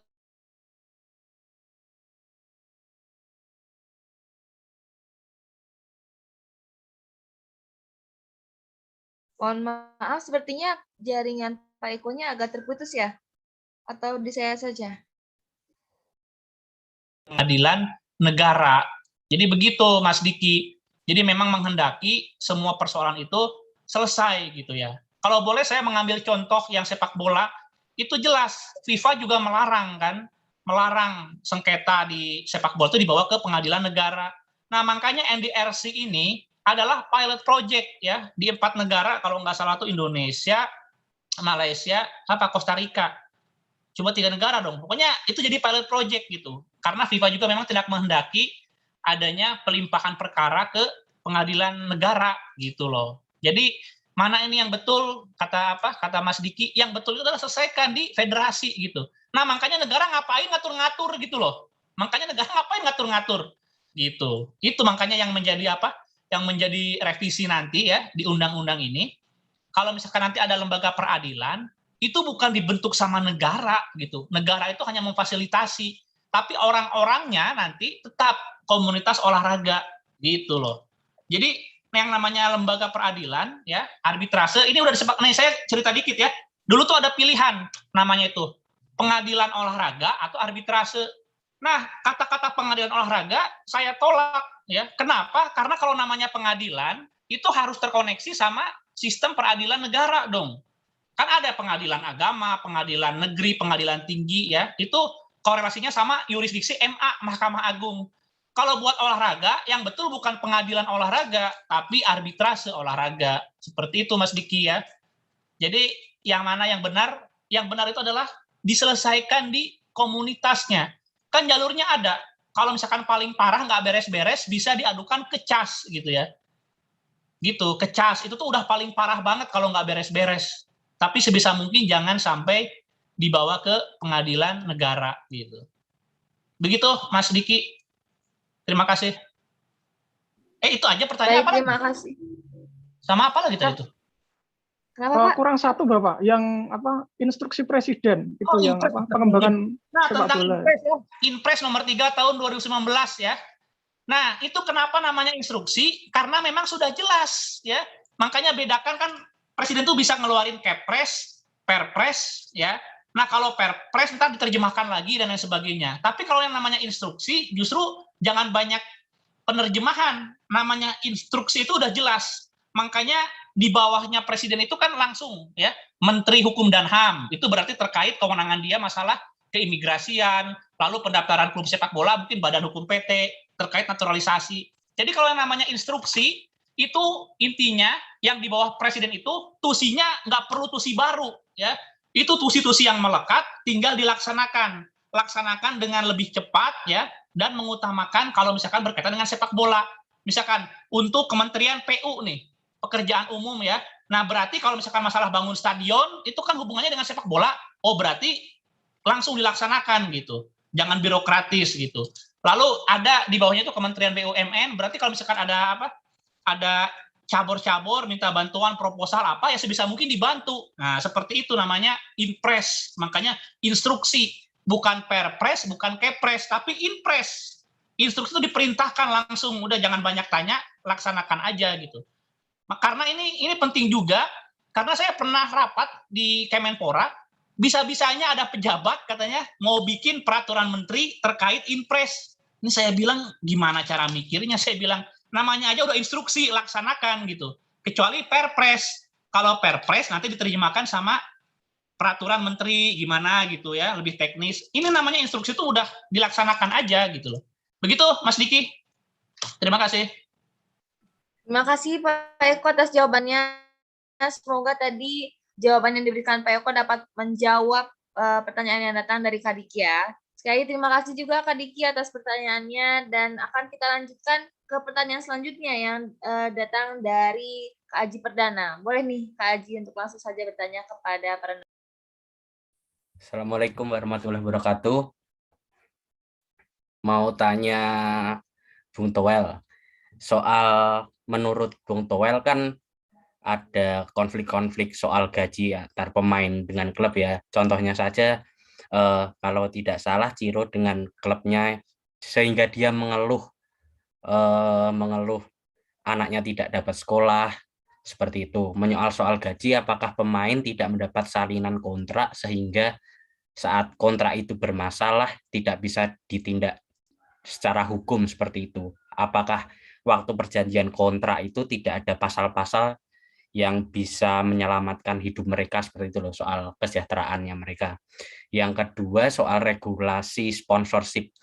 Kalau di Indonesia sendiri itu kan kalau tidak salah rokok dan judi itu dilarang untuk ditontonkan secara gamblang di publik seperti itu.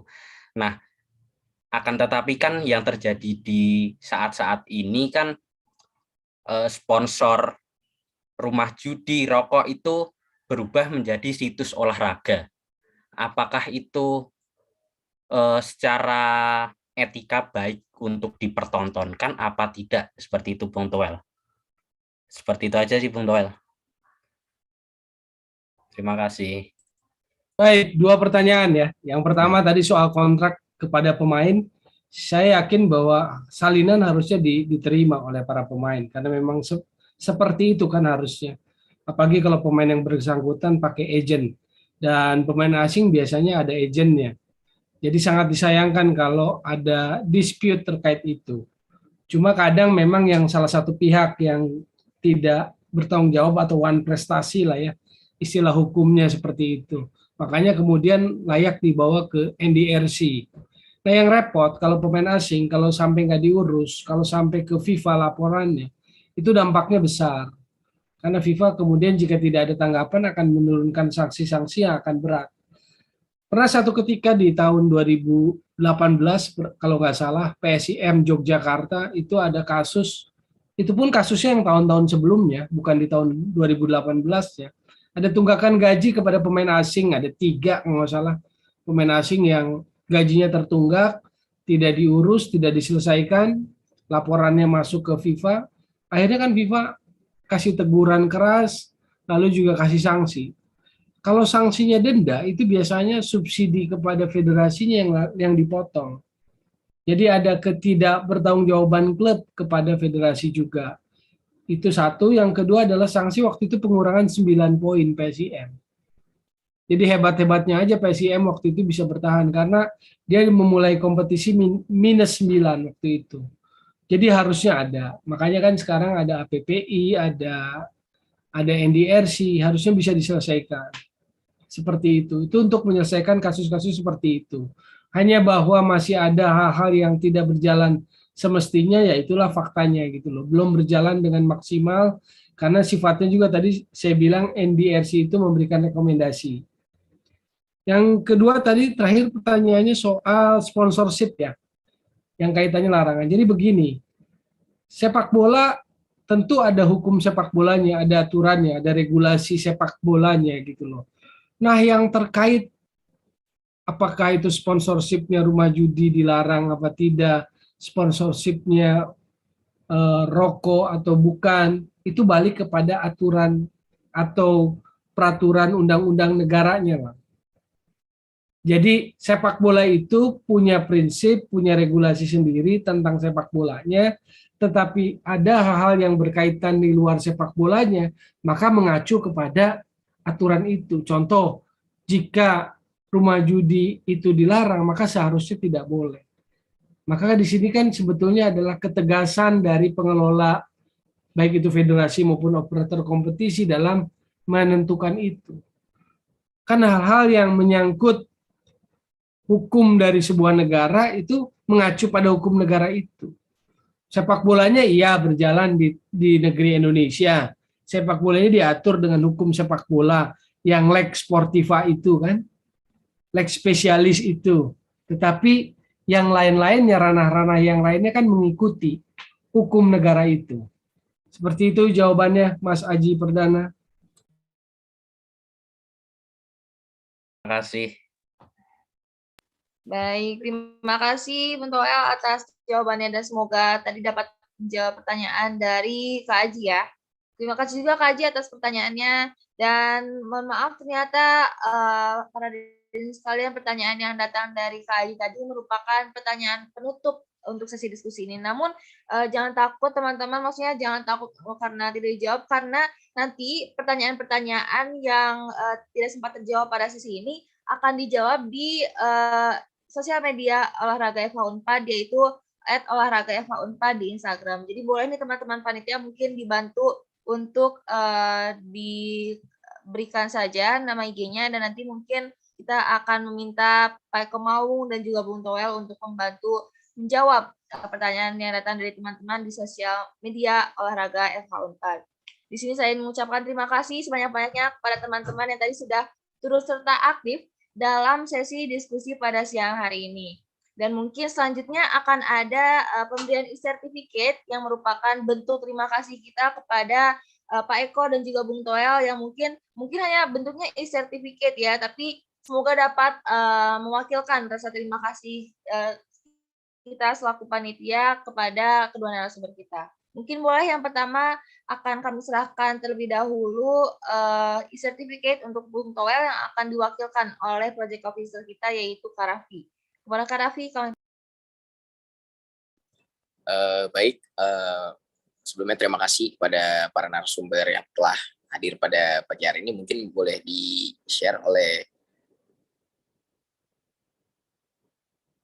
panitia. Nah, ini merupakan sertifikat yang kami berikan sebagai apresiasi kepada Bung Toel. Terima kasih karena telah berkenan untuk hadir pada pagi hari ini, Bung. Mungkin ini sertifikatnya dulu untuk apresiasinya. Semoga kedepannya nanti mungkin kita akan membahas lebih lanjut lagi ya. Kalau misalnya memang isu ini masih hangat, mungkin kita akan mengadakan Labs Part 2 nih. Ya, banyak isu-isu konkret yang memang harus bisa dielaborasi. Dan di situ mungkin aspek hukumnya bisa jadi pembelajaran lah buat adik-adik yang sekarang belajar hukum ya di Unpad.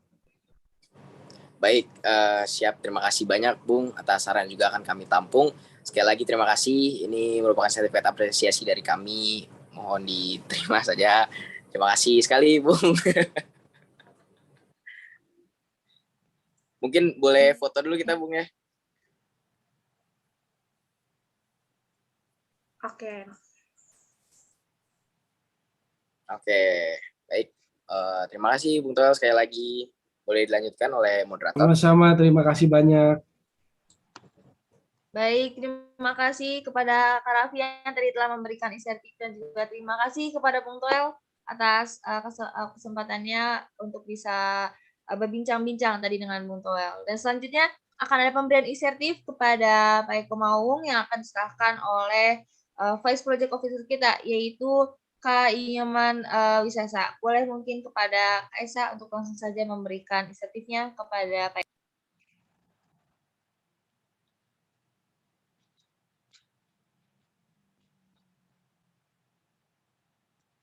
Baik, sebelumnya terima kasih banyak kepada Kang Eko Maung selaku pembicara kita pada hari ini. Terima kasih banyak atas pandangan hukum yang telah diberikan. Semoga dapat mencerahkan kepada seluruh partisipan yang ada di acara ini. Mungkin itu saja yang bisa saya sampaikan. Mungkin dari Kang Eko ada beberapa patah kata. Ya, ini sebetulnya hal yang logis ya. Tadi Bung Toel bicara tentang industri olahraga. Nah, kalau industri olahraganya sudah berjalan dengan baik, dengan benar, dengan kuat, maka otomatis akan banyak sekali aspek-aspek hukum yang tercipta. Karena kan di situ ada sponsorship ya. Artinya apa? Kerjasama, perlu kontrak gitu. Lalu nanti akan ada sengketa tuh, perselisihan antara pemain, sponsor, klub. Itu artinya butuh apa? Butuh lawyer. Nah, lawyer-lawyer yang spesifik ya menguasai hukum olahraga itu akan dibutuhkan nanti. Syaratnya apa? Syaratnya kalau industri olahraga kita betul-betul sudah mapan gitu ya. Makanya di luar negeri itu ada yang namanya sports lawyer. Itu ada. Jadi para atlet gitu ya, kalau didampingi pengacara yang benar, itu bukan pengacara yang sifatnya umum gitu. Tapi betul-betul pengacara-pengacara yang bergerak di bidang olahraga begitu. Ya semoga ntar teman-teman kecipratan gitu ya di dunia ini, karena kalau saya kan ya saya udah tua gini aja, industri olahraganya masih begini-begini aja gitu kan. Gitu. Jadi baru bisa ngomong ya. Kalau teman-teman semoga ntar bisa jadi praktisi betulan ya. Sebetulnya udah dirintis nih. Udah dirintis sama anak-anak UI ya. Ini anak-anak Unpad harus ini nih. Jadi NDRC itu dikuasai sama anak-anak UI. Jadi anak-anak UI ini memang jagoan ya untuk bikin organisasi. Mereka tuh menguasai law firm yang bagus di Jakarta. Termasuk mereka tuh pandai bermanuver di organisasi ya, anak-anak UI. Nah, semoga Unpad juga bisa seperti itu ya. Apa ikatan alumni atau apa gitu. Jadi NDRC itu anak-anak UI yang megang ya. Saya kenal orang-orangnya itu anak-anak UI itu. Oke gitu ya teman-teman. Makasih. Terima kasih panitia ya. Kang, mungkin kita boleh foto bersama dulu Kang untuk dokumentasi. Baik, kepada panitia dimohon untuk mendokumentasikan 1, 2, 3. Baik, terima kasih Kang Eko Maung. Semoga kita bisa berjumpa lagi di kesempatan berikutnya.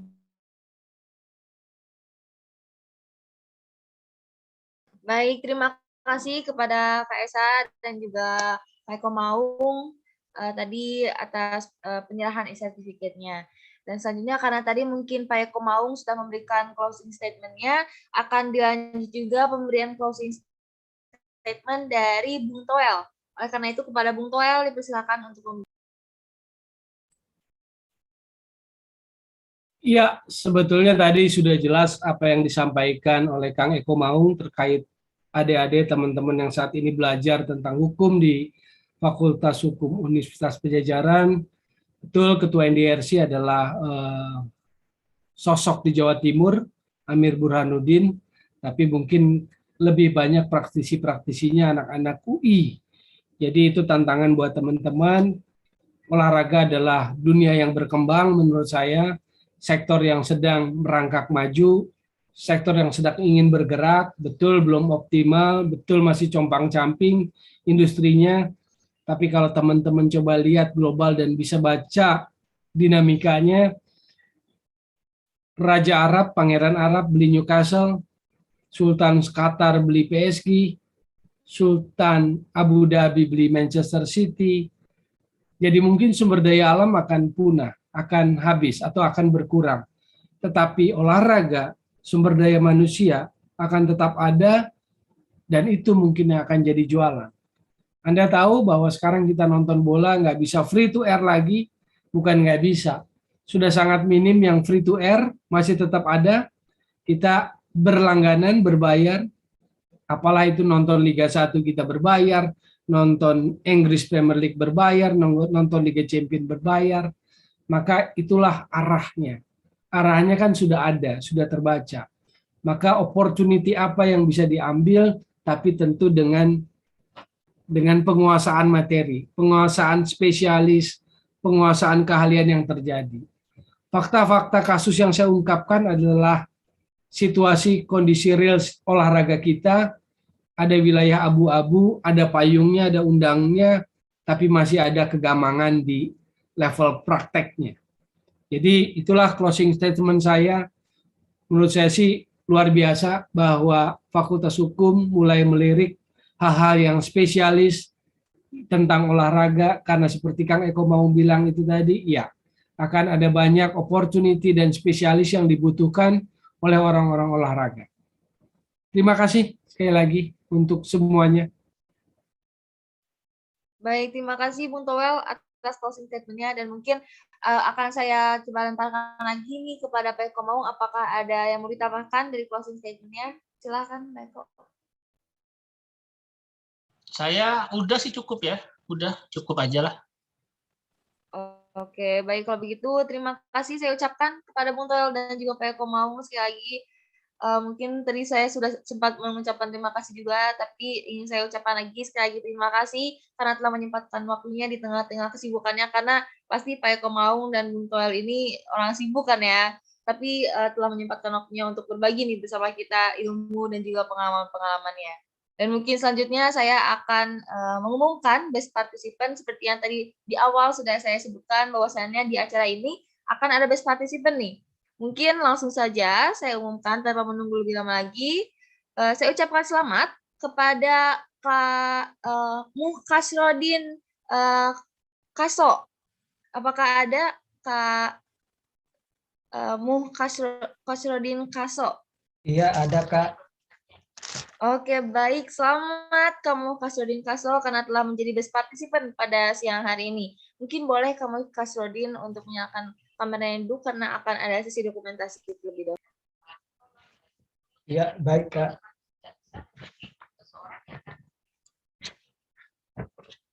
Baik, teman-teman panitia boleh tolong di spotlight.